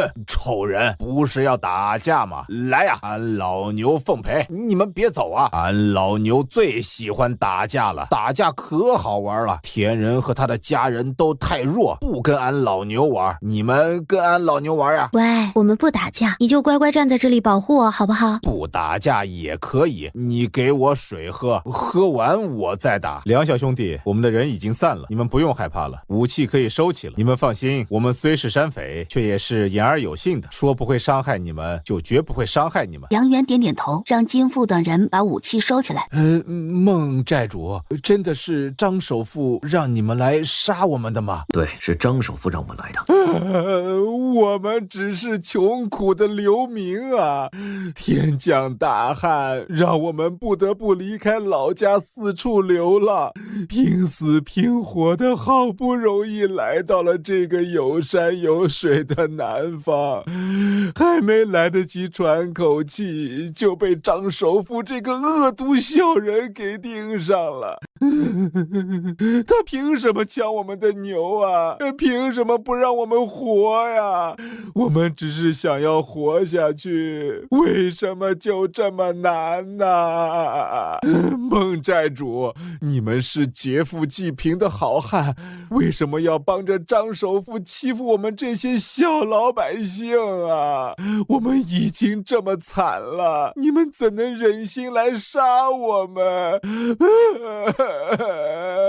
太过分了！看到金富哭得如此伤心委屈，傻傻的梁月也忍不住跟着哭了起来。他一哭，金娇也跟着哭，然后是丁撒、金虎、丁潇，从小到大，人人都哭了起来。一时间，这个地方全是金富等人惨惨戚戚的哭声。我怎么这么苦啊？有钱人就可以胡作非为吗？为什么不给我们活路啊？张首富，我诅咒你不得好死，断子绝孙，五马分尸，下18层地狱，被阎王剥皮红烧，被牛头马面丢油锅里炸，被恶鬼分食，转世轮回当猪，被人宰杀了炖汤。他哭得太震天动地了，骂得也极狠，把在场人都给镇住了。金富等人都不哭了，一个个扭头都看着他。老天爷，你开开眼吧，劈死张首富那个王八羔子！啥情况？我的嘴开过光了。不愧是从未来世界来的神人。张首富被劈死了没？啊，那是我们暴云寨的方向。暴云寨被雷劈了。那个方向又不是只有暴云寨，要劈也是劈张首富。小玉啊，你可吓死爹了！你身子弱，哪能这样子哭啊？快别哭了！哎呦喂，还打嗝了！媳妇儿，快拿水过来给孩子喝一口啊！咱闺女都是被逼的呀，好好的一个女儿家，跟着我们一起在路上吃尽了苦头，她心底能不难受吗？你们都别难过了，我知道你们苦，但我们也不想来找你们麻烦的，我们也是有苦衷的。他将自己中毒需要宋神医的解药的事儿说了出来。如此说来，没有张神神医的解药，你就会死。如今我们不能杀了你们，也不能把野牛抢了，更不能向张首富换取解药。没了解药，我最多只有半个月可活。那如果我们给你解药呢？对，帮你们杀张首富。别动不动就打打杀杀的好不好？怪吓人的。咱们是普通老百姓，不能杀人的。对，你们不能帮我们杀张首富，他再该死，我们也不能这么做，这样会显得我们跟他一样恶毒。而且张首富花钱请了很多护卫，那些护卫都挺厉害，你们想杀他也不容易，会死很多弟兄。我们给你们解药，是觉得你们人不错，能记得宋神医的恩情，放我们一马，不是为了让你们去杀张首富。梁元说给就给，很快就把解药给了孟飞云。解药入口才半会儿，孟飞云就猛地吐出一口黑血。哥，弟兄们不用担心，我吐出来的是毒血，这血一吐出来，我这心里好受多了，多谢你们的恩情，我孟飞豹记住了，以后有用得着我暴云寨的地方，你们尽管说。毒能解就好，也是你命不该绝，遇到了我们。遇到不是托了张首富的福。说来也奇怪，那日张首富派人来抢我们的牛，没抢成。我明明都已经让那些人转告张首富，说我们认识宋神医，让他不要再来找我们的麻烦。为何这张首富还让孟寨主你们来找我呢？我记得宋神医曾说过，他救过张首富一次，原以为张首富会看在宋神医的面子上放过，没想到他不仅不放过我们，还想赶尽杀绝。金父等人闻言嘴角一抽，心想梁元又在瞎扯，宋神医压根就没跟他们说这么多好吗？老天爷变脸真快啊！方才还乌云密布打雷闪电的，这会儿乌云就散开了，还好没下雨，要不然我们就不好赶路了。那些慢人就快杀过来了，我们可不能因为下雨而耽搁行程。慢人要打过来了，这事儿我们怎么不知道？而且边关有段将军这个慢人克星在，慢人怎么可能打得过来？你们不知道？你们为张首富办事儿，他没有告诉你们吗？这事儿他是知道的呀。上次来抢我们野牛没抢成的张府护卫说了，段将军被慢人用毒害死了，边关已经失守，要不了多久就会打过来。张首富已经收拾东西往京城方向去了，抓野牛是为了拿去讨好一位京城的贵人。孟飞豹二人眼底快速闪过一丝杀意。吓死我了！这些山匪太可怕了，我们又一次死里逃生了呀！多亏了你呀！你不愧是我们村里最能说的，忽悠人的本事真厉害，连山匪都不是你的对手。是啊，要不是梁元猜出了山匪是暴云寨的，又把宋神医的大名抬了出来，我们可就凶多吉少了。你是怎么猜到山匪们是暴云寨的呀？和金玉去江城里的时候，我们去过宋神医的徒弟开的医馆，当时金玉在和宋神医的徒弟谈价钱，我无意中听见别人说起了暴云寨，还听见那些人说宋神医的各种行医事迹，就把这事儿记在了心里。原以为暴云寨的山匪是不会来抢我们这些普通流民的，却不行，张首富阴魂不散，找了暴云寨来对付我。我之前也是灵机一动，瞎猜了孟飞豹等人的身份，没想到还真猜对了。幸好我猜对了，要不然我们都得死。你这么一说，我才想起来，在医馆里的时候，的确有人说起过暴云寨，当时我没去细听，所以啥也记不得。还好你记性厉害，把这些都记住了。宋神医有没有救过张首富？这事儿我根本不知道，只是瞎说的。没想到孟寨主他们真信了。梁元和金玉相互配合，你一句我一句的，把金父等人忽悠的一愣一愣的。哎呀，你这大哥也太厉害了，怎么还没止住啊？我来。他亲自给金玉拍背，并悄悄在金玉的后颈位置按了个穴位，金玉瞬间就不打嗝了。小玉，你以后可不能再像刚才那样子哭了，差点吓死我了。你就从来没这么哭过。我心里难受，不哭一场我心里不痛快。现在痛快了没？痛快了，打嗝也打够了，以后我再也不会像这样哭了。大晚上的折腾了这么久，我们早点休息吧，明天还得赶路呢。有人跟踪我们，山匪的事儿，那人应该已经看见，我要去把此人解决了。你带着野牛王和白狐看着大家。你去吧，放心，这里有我呢。他从空间里掏出一颗酸枣，一口下去，瞬间精神了。梁元见此，忍不住笑了笑，伸手捏了下他的脸。以后我多给你找点酸枣。说完，他不等金玉反应，就拿起弓箭，快步离开。最讨厌别人捏我的脸了，还给我找酸枣。呸！我又不喜欢酸枣，吃它是为了提神醒脑。酸死老娘了！你总算回来了啊！事情解决了吗？解决了。你快去睡吧，看把你给困的。那我去睡了，你也别一直撑着不睡。有雪团在呢，他的耳朵可灵敏了，真有什么事儿，他会比我们先发现的。不说了，我太困了，睡了。狼来了！别怕，是野兽在啃食尸体。我在那人的身上撒了点水。梁元是在利用灵泉水吸引野兽，毁尸灭迹。那些野兽会不会寻着味儿来找我呀？梁元还未来得及回答，一旁的野牛王就醒了，望着林子那边，牛眼凶狠。哪个不要命的敢吵老牛睡觉？他猛地朝树林冲过去，眨眼不见了踪影。有壮壮在，无需担心。猛飞豹，你们是干什么吃的？去了这么久，带着这么多人，连10几个流民都对付不了，你们……我问你，张首富是不是在往京城逃了？骂人是不是要打过来了？你胡说什么？我们家老爷哪里也没有去，在家里待得好好的，还敢骗老子！真把老子当傻子了！曹正平，你给老子听着，老子什么都知道了。想利用老子杀了宋神医的恩人，你也不撒泡尿照照自己是什么丑样？哥，从江城去京城只有一条路，张首富要等野牛，现在应该还没有走太远，我们要不了多久就能追上他。张首富必须死，他若不死，肯定还会再派人去找梁小兄弟的麻烦。哥，我觉得梁元他们不一般，梁元嘴上说着不想我们杀张首富，实际上想的他是在借我们的手除掉张首富。不管梁小兄弟有没有利用我们都得把张首富杀了。张首富必须杀。梁小兄弟他们是我的恩人，不说他们与宋神医的关系，就冲他们能够把那么珍贵的解药无私的送给我，我就该怀恩在心，保护他们。就是这么一个理儿。哎呀，怎么就被雷劈了呢？这雷太不长眼了！列宗们，你们可得保护我们家老爷呀！听到了没有？张首富被雷劈了，老天开眼呐！金姑娘的乌鸦嘴奏效了，张首富真被劈了。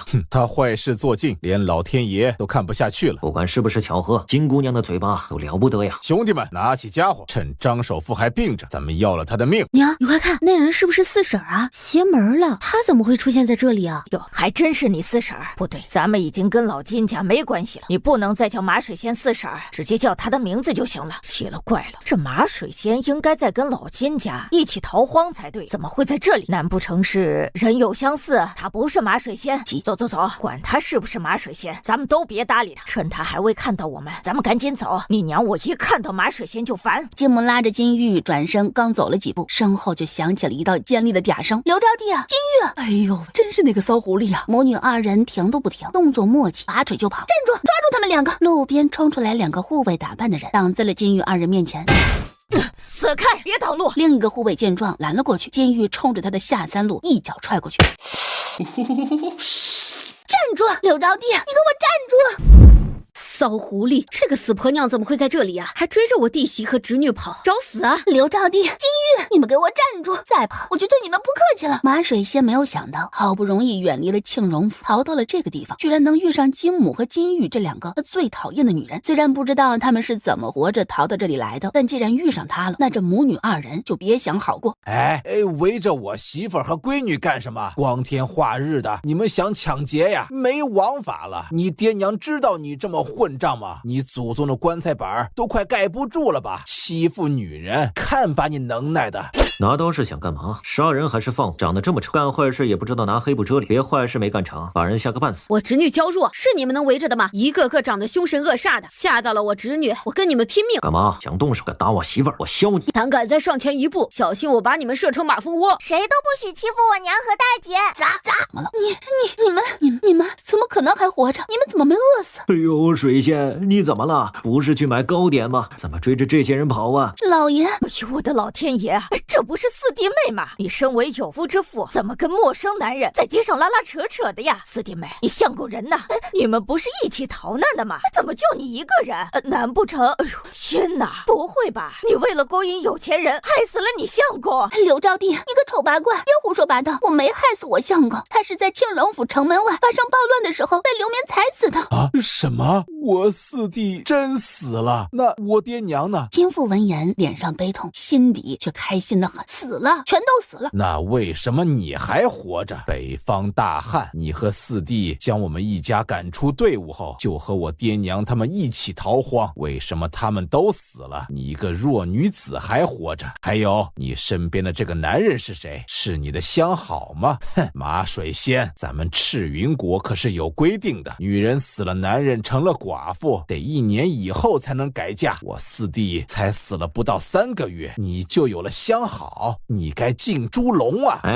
你个穷鬼怎么说话？水仙是我的五姨太，不是你的四弟媳，少给我胡说八道，坏水仙的名声。啥？五姨太？马水仙，你居然成了别人的妾，我们大平村的脸都被你丢光了！你不要跟我说什么大平村，大平村已经没了，老金家也没了，我现在和老金家一点关系都没有，你们再敢胡说八道，道，我让你们全部都去死！你以为你是阎王呢，还想收人命，做你的死人梦？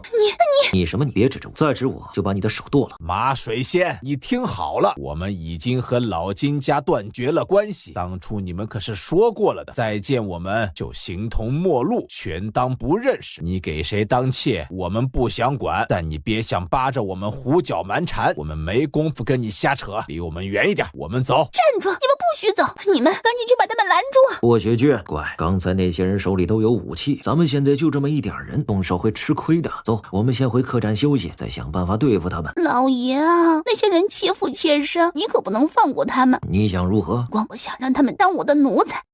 好汉饶命啊！小人只是替主子办事儿的，小人是无辜的呀，小人尚有……闭嘴！你不用紧张，我们不杀你，只是想问你一些问题，你如实交代，我们就放了你。说有一句谎言，就打爆你的头。对，打爆你的头，爆头！梁元等人无语了，这几个丫头怎么越来越凶残了？这是把人头当鸡蛋啊！那护卫被金玉等人这架势吓得使劲咽口水，气都不敢放一个。金玉等人问什么他就说什么。他家老爷全名黄平义，乃沙城人士，母亲是赤云国人，父亲却是曼国商人。黄平义以经商为生，看着老实本分，实际心胸狭隘，极为狡诈。为了能讨好曼国边境的一位将军，他四处经商的同时，会顺便寻找各种各样的美人送给那位将军当玩物，而马水仙便是黄平义看中的美人之一。马水仙这个恶毒的女人，居然亲手掐死了自己的儿子。这世上怎么会有马水仙这种心狠的母亲？岂止是心狠，还很蠢，自以为拿捏住了我们家老爷，整天作威作福的使唤我们，一点自知之明都没有。村姑就是村姑，换了身皮也是上不了台面的。说他就说他，你说什么村姑啊？村姑招惹你了？瞧不起村姑啊？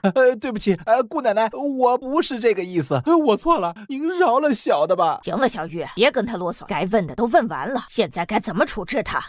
别呀，姑奶奶们，他还未说完，梁元就掰开他的嘴巴，丢一颗药进他的嘴里，强迫他吞了下去。我给你吃的是毒药，想要解药就按照我说的去做。回到黄平义的身边后，不许暴露我们的行踪，该怎么撒谎你自己解决。10天之后，我自会给你解药。可10天后你该怎么给小的解药呀？小的又不知道去哪儿找你啊！不用你来找我们，我会想办法给你解药的，你只要乖乖听话就好，否则你就只能渡川长烂去见阎王，滚吧！他只能连滚带爬的离开这里。刚才那个男人明明没有打中我的脑袋，也没有打我的肚子，为什么我的这2个地方会疼啊？难不成是毒药引起的？他给我吃的真是毒药啊！我的娘啊！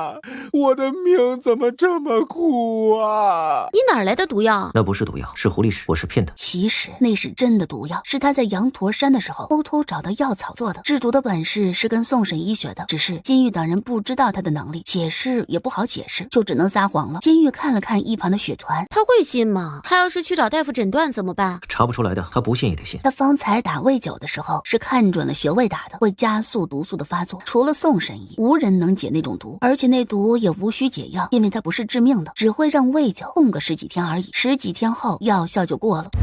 什么跟丢了？你是怎么办事的？跟了我多久了？以前做事挺靠谱的，这次怎么这么没出息？对不起，老爷，小的不是故意的，小的原本跟得好好的，可一帮逃难的人忽然冲了出来，把小的给挤开了。等小的反应过来，那些人就都消失了。一想到可能很快就会遇到慢人了，我就忍不住紧张。慢人杀过来啦！臭乌鸦嘴！赤云狗，好呀，老子就喜欢看到你们逃跑的狼狈样。救命啊！你放开我！娘，救我！赤云国的姑娘就是美呀！金玉，不要停，赶着野牛王冲过去。知道了，爹娘大姑，你们都坐稳了，壮壮好起来，撞死那些猪狗不如的人渣！一听见金玉喊撞人，野牛王就兴奋了起来，牛蹄一蹬，猛地就加快速度，飞一般的冲上去。壮壮，你稳着点，别把我们甩飞出去了！转弯，快转弯！哎呀，那几个人不能撞，只能撞那种穿蓝衣服戴蓝帽子的。哪儿来的牛？好大的牛啊！救命啊！丑人们都死开，别挡俺老牛的路。壮壮，跑慢点儿，已经没有坏人了。要老命了呀！金父神色一变，猛地吐了出来。停车，快停车呀！停个屁！你给我出息一点，一个大男人还不如孩子们。你忘了梁元说的了，咱们得用最快的速度通过沙城，否则会遇上更多的慢人，到时候被包围就死定了。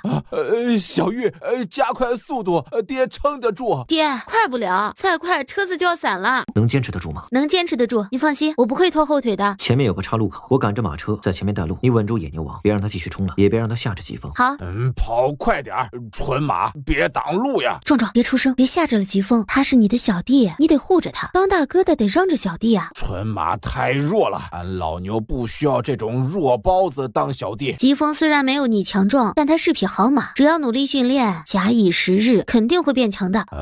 天人的意思是要让俺老牛训练小弟吗？嘿嘿，好嘞，这个任务俺老牛接了。纯马小弟，你等着，俺老牛一定会把你训练成最强纯马的。相视了没多久，梁元就看到了路边左右两旁躺着很多尸体，男女老少都有。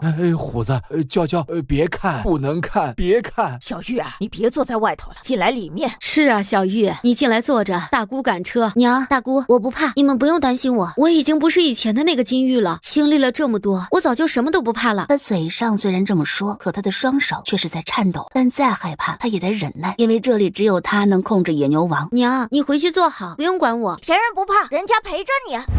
我们要走的那条路叫做茅草屋，路口有5个慢人在守着，加上城门口和城墙上的慢人，一共有62个慢人。马车和牛车太显眼，一出去就会被城墙上的慢人看到，需要有人把慢人引开。我来引开慢人。不行，爹，我们这群人里只有我有能力引开慢人，其他人去了就是送死。爹，你相信我会好好活着的，你们什么也别说，听我的安排就行。行，听你的，你说什么就是什么。我们也都听你的。爹也听你啊。我的计划是这样的，一会儿我引开慢人，你们趁机赶车离开，冰封来赶马车，只要上了那条路，你们就安全了。你们一直往前走，不用等我，我会想办法追上你的。那里怎么着火了？城外的，叫2个人去看看怎么回事啊！梁元居然放火烧山了，这小子真是胆大包天呐！这深秋的季节，山上的茅草树木都干枯了，火一烧起来，那就是没完没了的呀！要是伤了自己怎么办呢？只有烟没有火，应该不是放火烧山，是我儿回来了。继续走，不要停，慢人很快就会发现不对劲，追上来，我们必须加快速度离开这里。儿子，方才的浓烟是怎么回事？你没有真的放火烧山吧？烧什么山？我只是烧了几堆秸秆，弄出浓烟而已。我们现在走的是西南方向，以我们现在的速度，要不了5天，我们就能到岩谷城。岩谷城南门外15里之外有一长江，名为千里江，江尾连接着平城南门外的杨柳河。按照宋神医给我们画的路线图，我们应该是要去岩谷城的渡口，坐船到庆城，然后穿过庆城，沿着官路走10来天，再穿过平城，踏上官道，去往福来大草原，才可抵达百寿山。可如今慢人已经打进了沙城，庆城和平城那边只怕也是凶多吉少，我们去了，只怕不但进不了城，还会被慢人围攻，所以必须绕路而行。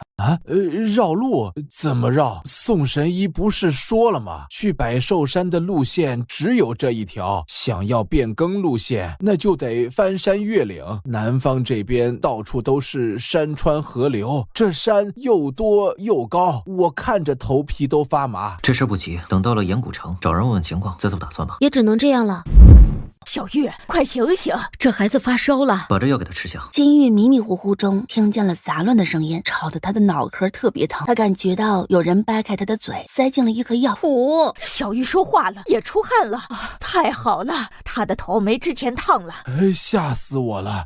可算是好了，我闺女遭罪了呀。许是昨日被吓着了，苦了小玉了。壮壮，你看我大姐病了，她不能再使唤你了，你想让她赶紧好起来，就得听我们的，让我们赶牛车，不能一直让我大姐赶着你走。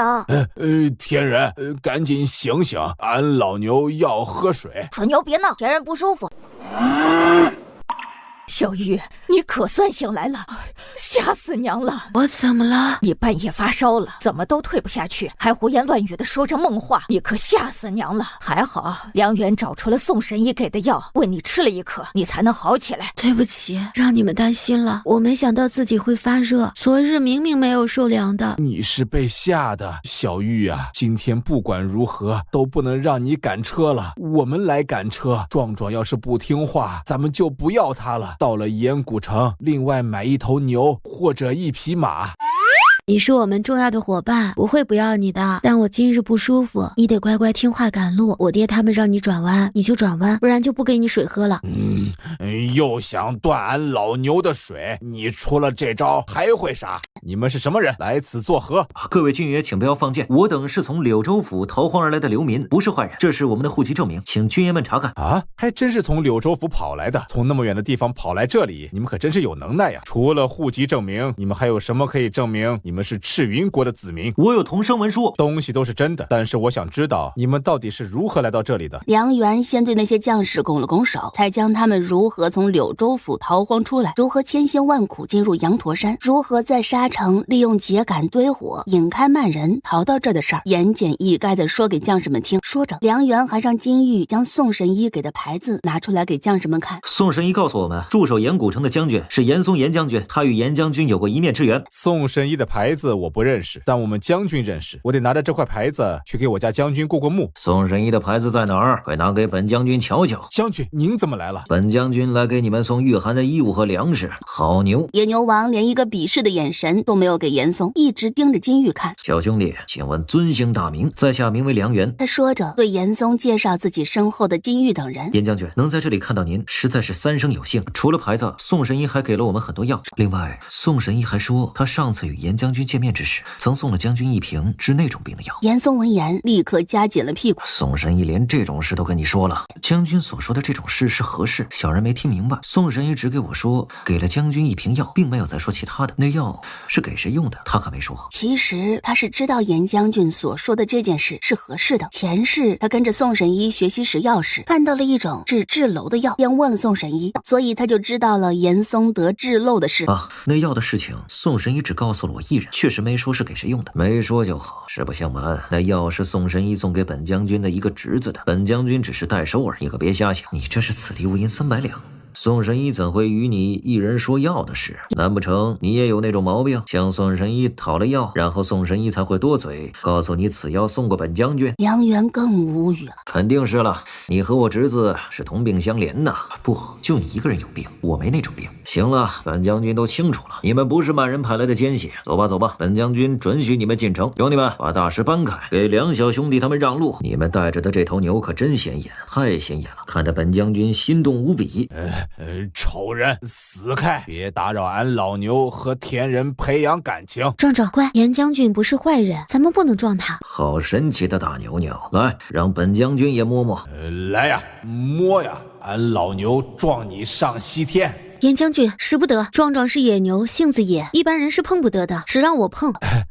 是呀，严将军，因为我大闺女救了壮壮，所以壮壮只对我大闺女乖巧，其他人他是不会理睬的，谁碰他他就撞谁，连我们都不让碰。他乖的时候是很乖的，发起脾气的时候也是要命的。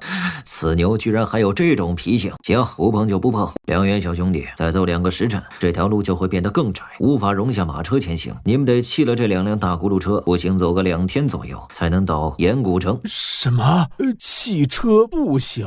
对，必须步行，否则你们到不了岩谷城。他将岩谷城的地形给金玉等人说了一遍。北有天灾，南有慢人，老百姓苦啊！梁小兄弟，本将军也不怕告诉你，岩谷城如今的形势不容乐观，它是距离边关最近的几座城之一，是赤云国最穷的城。因为地质问题，岩谷城粮食产量很低，种出来的粮食交了公粮后，剩下的粮食还不够一个4口之家吃1个月。慢人还未打到沙城之前，岩谷城里的百姓就已经提前往外逃了。留下来的人都是家里穷的没有盘缠和粮食，老的爬不动山，小的走不了路，相公或儿子死在边关的。逃出城的人多数都往京城方向去了，只有极个别的坐船去了庆城和平城。这2座城如今也是腹背受敌，被慢人打得苦不堪言。逃到这2座城的人几乎都死了。咱们岩谷城里原本有4万多人，如今只剩下了2000多人。逃走的那些人把粮食也带走了，如今城里粮食紧缺，马上就要入冬了，也不知能不能挨过这个寒冬。严将军，能否向你打听一下，渡口那里可还有船只？有，你问这个做什么？金玉等人都很高兴。金父忙问严嵩，有哪条路能绕开庆城去福来大草原？有，千里江的江尾连接杨柳河，可以坐船到杨柳河，翻过围绕杨柳河的那座山，上官道走1-2天就能到福来大草原。草原上上只有一些游牧族，你们去那里做什么？梁元将他们要去日月部落的事儿告诉了严嵩。你们可真是胆大包天呐！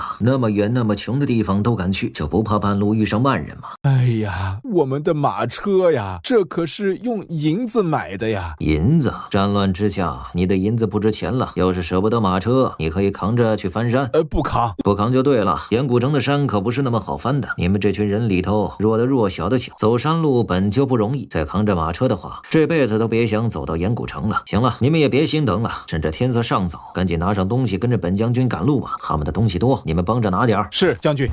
本来还担心你们翻山会很累，没想到一个个都挺厉害的。这没什么，羊驼山里的路比这里还难走。你们当时肯定吃了很多苦，先苦后甜，现在吃的苦都是为了以后的美好生活。对，吃得苦中苦，方为人上。往前再走200米就能看到一个大山洞，我们今晚可以在那里休息。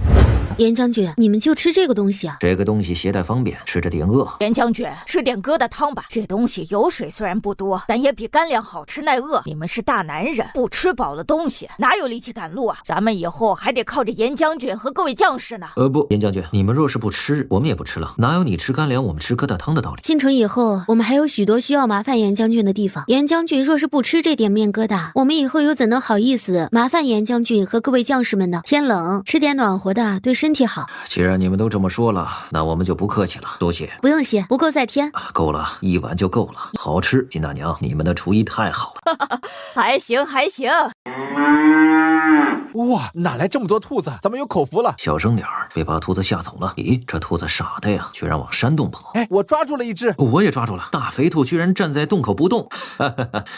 咱们今晚走大运了，平日里这山脚可不容易见到这些野兔，今日却来了很多。瞧瞧这些兔子，肥嘟嘟，看得我流口水。我们一出去就看到壮壮在追兔子，这些兔子够我们每餐好几顿了。好家伙，15只兔子！哎呦我的娘啊，好久没吃肉了，看到这些兔子，我真想活吞了它们。活吞？亏你想得出来，这些兔子都是活的，雌兔3只，雄兔12只，我们可以吃10只雄兔，其余的可以拿回去好好养养，还能生下几窝兔崽子。将军，入冬冷入谷，小兔崽子不好养活，那就等过完。严嵩本来说等过完寒冬再让兔子下崽的，可说到一半，他忽然想到了岩谷城的情况，大家都快没吃的了，人都养不活，还怎么养兔子？不好养活就不养了，把它们全吃了。梁小兄弟，这些兔子你们想怎么分？金父张了张口，正想说什么，你敢分个试试？谁说我想分兔子了？我是想说我不分，一只都不要。弟弟，你终于懂事了。姐，我不是小孩，我是3个娃的爹。严将军，我们不分兔子，这些兔子你们都收着吧，不用分给我。我们又没有帮忙抓兔子，凭什么分兔子？不分，不分。你们太傻了。岩谷城里的人这么好，我都舍不得离开了。舍不得我们也得走，我们不能在这里待一辈子。行了，不说了，填饱了肚子，我更困了，我先去睡了啊。让他们好好休息，谁也别去打扰他们。咱们带回了这么多的野味，将士们和百姓们都开心极了。看到他们开心，我也很开心。既然都开心，那明日就多做一些肉，让大家吃个痛快，顺便好好招待招待贵客们。没有这些贵客，我们可不会有这么好的运气，找到如此多的野味。将军，城外的路我们走了无数遍，哪个地方有什么野味，我们都很清楚的。可这2天的事儿，实在……不管是什么原因，总归是有了食物，食物比什么都重要。二蛋，有些事情我们心里清楚就行了，切不可胡乱说出去，以免给贵客们带来麻烦。野味的事儿，本将军和你还有那些弟兄们都得烂在心里。以前那条路上一直没有多少野味，可有了金玉那些人加入之后，这2天的野味多得数不胜数，连野猪都出现了。换谁都会猜到野味是因为金玉等人才会出现的。卑职明白了，卑职一定会警告弟兄们的。去吧。我的娘啊，壮壮，你吓死我了！你站在我们门口做什么？野牛王懒得叫唤，直接张开嘴巴。他无语的翻了个白眼，直接放了些灵泉水在野牛王的嘴里，喝了水，野牛王才哞的对着他叫：天人，你昨晚咋的了？我在门口喊了你许久都不应，要不是怕你不给俺老牛甜水喝，俺老牛都想撞门了。前方战事吃紧，咱们不能在此久留，最多再休息一晚就得离开。那一会儿我们去给严将军说一声，我们还得指望他帮我们准备船只呢。正说着的时候，严嵩就过来了，身后跟着2蛋和5个士兵，手里皆拿着衣物、鞋子。出门在外，穿太好了不行，太差的也不行。这些衣服虽然不是绸缎，但料子很柔软，也很保暖，比你们身上的衣服穿着更舒服。尤其是这靴子，这是兔皮所制，里层有兔毛，适合天冷的时候穿。还有这是兔皮手套，坐船出江比陆地上冷多了，你们肯定用得上这些的，你们必须收下这些东西，不然我就把那些野鸡野兔都分你们一半。见严嵩如此暖心，金玉等人都很感动，便没有矫情，把东西都收下了，然后给严嵩说了明早就离开的事儿。早就猜到你们不会在此久待，所以我已经跟其他人说好了，把那艘最小的船送给你们。那艘船能坐50人，够你们使用了。岩谷城现在情况特殊，我是有权利管理船只的，只是杨柳河太远了，去了那里很大可能就回不来了。城里剩下的2个船夫都不愿出江，你们之中可有人会掌舵？我会。严将军，我们不需要船夫，我们只要船就行了，但我们不能白要，得给你们银钱。给，你银子多到用不完吗？你给个屁！你敢给，我就把那2头野猪全砸你们身上。我不给了。对，我们不给银子了。严将军，你快别生气了。不给银子就对了。如今的时局，这些船会放上很久，放着也是放着，送给你们还能有点用处。到了杨柳河之后，船就丢在那里，你们进你们的山，不用管它。等日后有机会，它若是没有坏掉，我再让人去把它弄回来。小玉，严将军对我们这么好，咱们不能没有良心啊！你把手机拿出来，估出银子买粮食送给他们。大姑，你跟我想的一处去了，我就是如此打算的。不过不能现在买粮，咱们得偷偷的来。买粮的事儿怎能少得了我们呢？我们也得参与。岩谷城里这么多人，这得花多少银子呀？怎么舍不得？哪会舍不得？抠门也得分时候呀。我是那种没分寸的人嘛，我是觉得不能把银子全用完，咱们得留一些在身上。爹说的对，银子不能用完，但我们也不能暴露法器，让严将军出银子买粮。这样吧，咱们先把银子凑出来，算一下能买多少粮食。3家人就各凑了700两银子买粮，共计2100两。以手机上的粮价来算，这些银子能买堆成山的粮食，足够严嵩等人熬过寒冬了。高府有粮仓，我们可以把粮食放在那里，等上了船了，再想办法告诉严将军粮食的事儿。人多眼杂，今晚我和金玉去放粮食就行了，你们留下来打掩护。你一定要保护好小玉。我一定会的。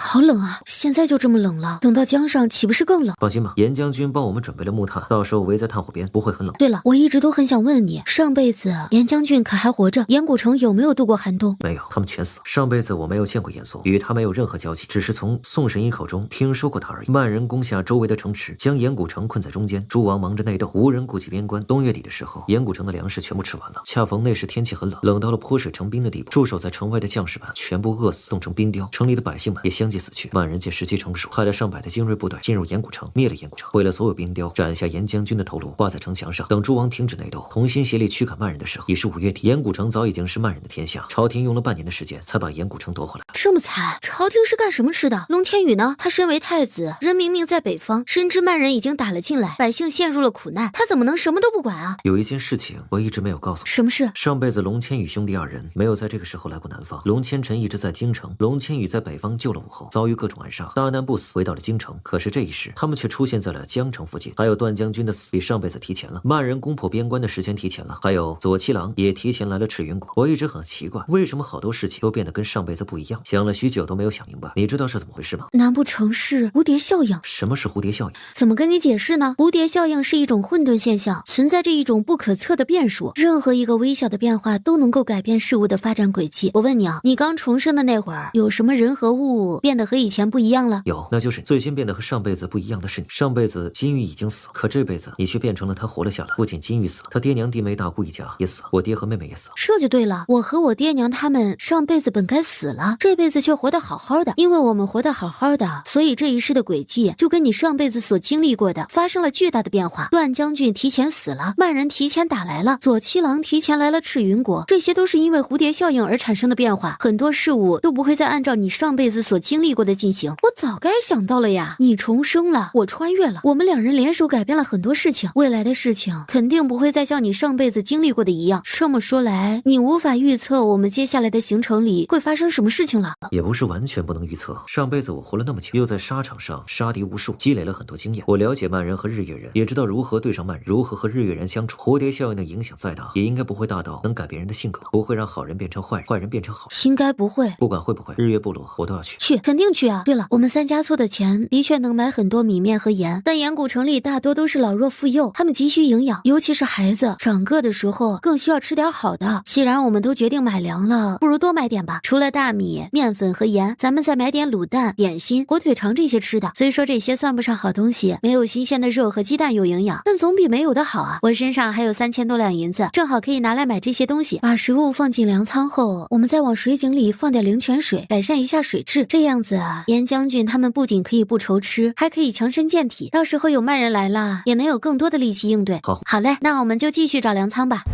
金玉也不墨迹，忙掏出手机来购物。3文钱1斤的大米买了50万斤，3文钱1斤的面粉买了10万斤，2文钱1斤的盐买了1万斤，7文钱1斤的菜籽油买了5万斤菜籽油，还有麻辣辣椒面，来个300斤就够了。买这些用去了2153两银子，他又买了些面条、酱油等等这些东西，花了300两银子。金玉却还不满足，于是他用手机挑选了很多适合岩谷城土地种的粮食种子，每买一种种子，金玉的脑子里就自动闪出了这种种子的种植技术。我想把种子的种植方法写下来给严将军，我的毛笔字写得很丑，你来写，我来说。咦，今天的粥里怎么有一股梁小兄弟给我喝的那种水的味道？将军，河里出鱼了，好多好多的鱼。什么鱼？城中河里的鱼都被百姓们捞出来吃了，哪里还有鱼？将军，河里真的出了很多鱼，又肥又大，也不知从哪儿冒出来的，全都跑到了水面上。百姓们都去河边抓鱼了，一网子丢下去就能捞到好几条大肥鱼呢。别捞了，别捞了，这么多鱼全捞出来，你们吃得完吗？留在河里它又不会跑。他话音刚落，就见好多野鸡、野兔从山上跑了出来，毫不畏惧地直冲河边，然后冲进河里喝水。众士兵和百姓们全都傻眼了，这些野味集体中邪了。严嵩也傻眼了，他想到了他喝的那碗粥，难不成都愣着干什么？赶紧去抓野鸡、野兔、野鸟啊！白来的食物可不能让他们跑了。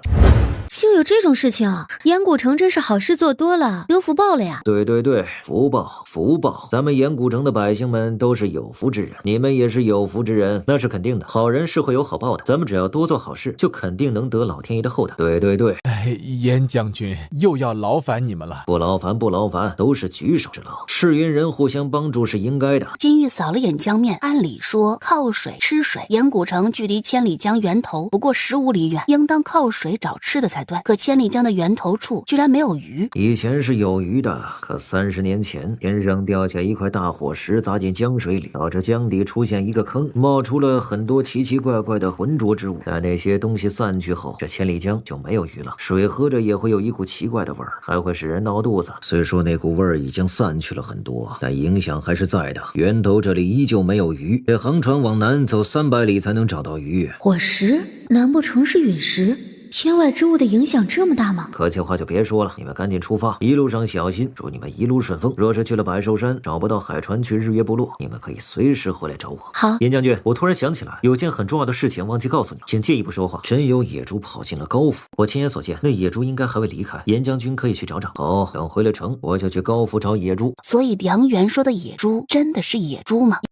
都动了，大船动了！闭嘴，吓得我都紧张起来了。他们都是头一次坐这种大船，既期待又紧张。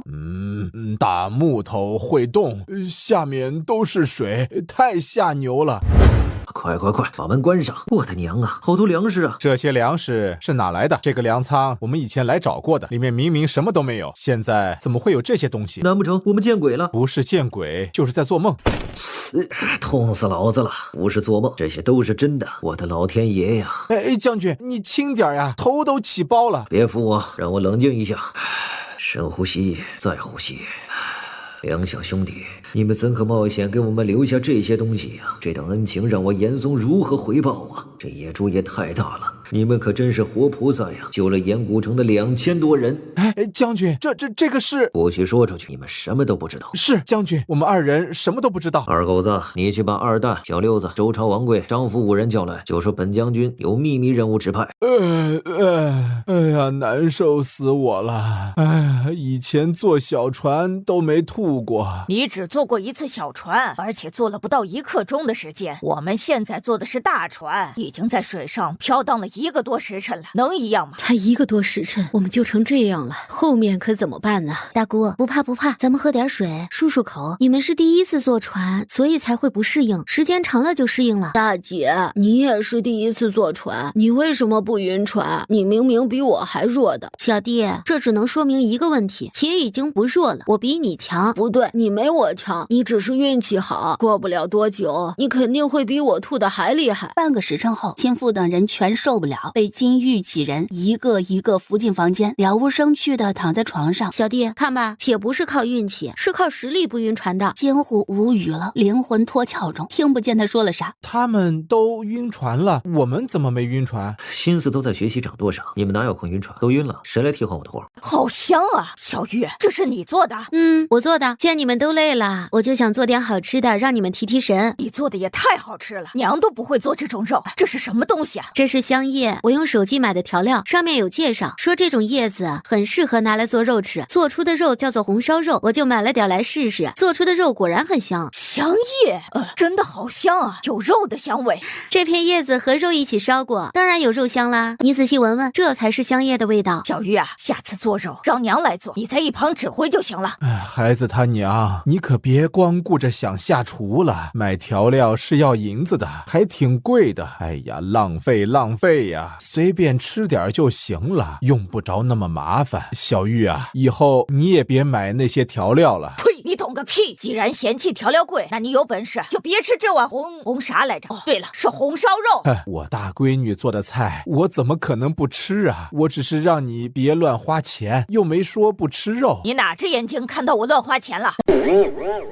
没看到。整天就是钱的，我以前怎么没发现你这么爱财呢？弟妹买调料怎么了？不都是为了提升厨艺，做好吃的给你吃吗？你是身在福中不知福。弟妹，既然我弟弟他舍不得钱，那你以后就别给他做好吃的了，直接一锅水乱煮就行，别放盐，盐很贵的，如今1斤盐要100文钱呢。什么100文？手机上只要2文。转手卖出去就值100文了。哎，对哦，我可以卖，不对，卖私盐是犯法的，要坐牢的。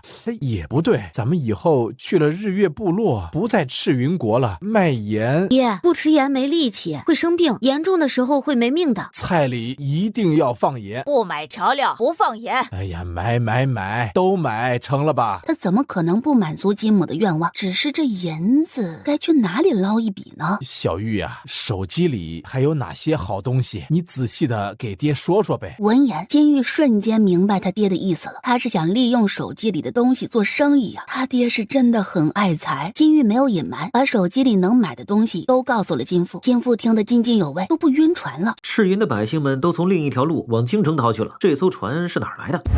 有船追上来了，大家注意隐蔽，把武器拿好。杨元看清了他们身上的衣服，是曼人兵符。万军人多势众，我们不能硬碰硬，只能来阴的。你说怎么做，我们就怎么做。擒贼先擒王。前面的船停下，我等乃曼人勇士，这里是曼国领域，不允许外人踏足。所有人主动站出来投降，否则休怪本将军将你们的船撞翻，沉入江水中。曼人领域，这里明明是我朝的国土，不要脸的曼人居然能说出这么可笑的话。万人杀人放火，无恶不作，什么话说不出来。成者为王，败者为寇，只怪我们赤云泱泱大国只会内斗，才会让曼人有机可乘。都不要出声，我让你们动手，你们再动手。撞过去。在两船距离只有30米的时候，何将军反应过来后，就对金玉等人的船疯狂射箭。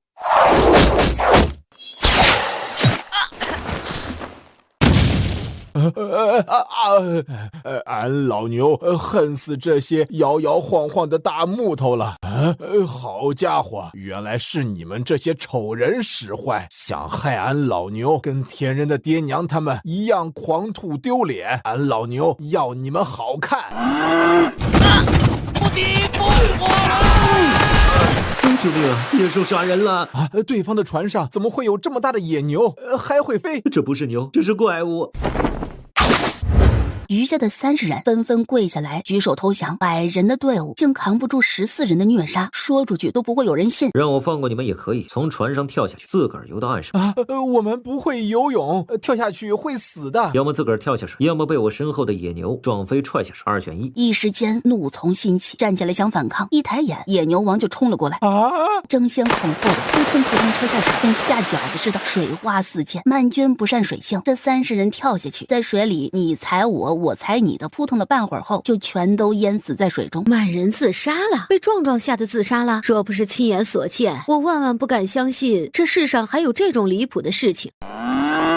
丑人，你跟田人一样，都是好样的。方才的动作很利索，来，我们打一架。杨元没搭理他，对金玉招了招手，让他来曼君船上，有事情与他说。让小玉过去做什么呀？2船的距离拉远了好多。哎呀，没刚才好跳过去了。爹，你看到了吗？我大姐飞过去了。我也跳。你跳个屁，跳江啊！大表妹越来越厉害了，和以前天差地别，我们都还没反应过来，她就跳过去了。你疯了！怕金玉过不来，梁元对他招完了手之后，正想说找东西搭桥让他过来，然后看到金玉飞身跳过来了。你知不知道刚才有多危险？要是落江了，你就没命了。我没事，我能跳过来。以后不到万不得已，不许再做这么危险的事情。小玉，梁元说的对，以后不许再做这么危险的事情了，我们都快被你吓死了。见家人们是真的被自己的行为吓着了，金玉忙道歉，承认错误，保证以后再也不犯了。看到金玉这样的态度，梁元没再多说什么，拉着他就往船房走。金玉看了眼拉住自己的那双大手，什么也没说，只觉得心里暖暖的。好多刀和弓箭啊！叫你过来就是让你把这些东西全装起来。除了这些兵器，另一个屋里还有1万斤左右的粮食，装得下吗？装得下。我们杀了这么多曼军，那些曼人肯定不会放过我们的。避免再次被敌人追上，我们必须要用最快的速度赶到杨柳河，所以得坐最快的船。曼人的船速度比我们的快，你们快去把东西搬到这艘船上，我们坐这艘船赶路。金玉同金富等人去搜那些曼军的身上藏银钱最多的是何柴，他不仅有10几两碎银，还有10张100两银票，以及一块极为珍贵的椭圆形羊脂玉佩。梁元看到玉佩，神色一震，玉佩是段将军的随身之物。我想要这枚玉佩可以吗？当然可以了，这个曼人是你杀的，他身上的钱财当然都得归你了。小玉说的没错，都是你的。不止这个曼人身上的钱财归你，其他曼人身上的钱财也得归你。我只要玉佩就行了。他要收好此玉佩，说以后有机会他要将玉佩还给段将军的妻女。你不要不行，以前你出力最多，每次得到的银子都与我们平分，那时候我们没钱，就厚着脸皮跟你分了。如今我们都不缺钱了，怎么能一直不要脸的跟你分银子？这次又不是我一人在处理，金玉也处理了，壮壮也处理了。那这次的银钱就交给你和你爹还有金玉慢慢分。我们刚才一个敌人都没杀，箭也没射，没资格分银子。就这么愉快的决定了。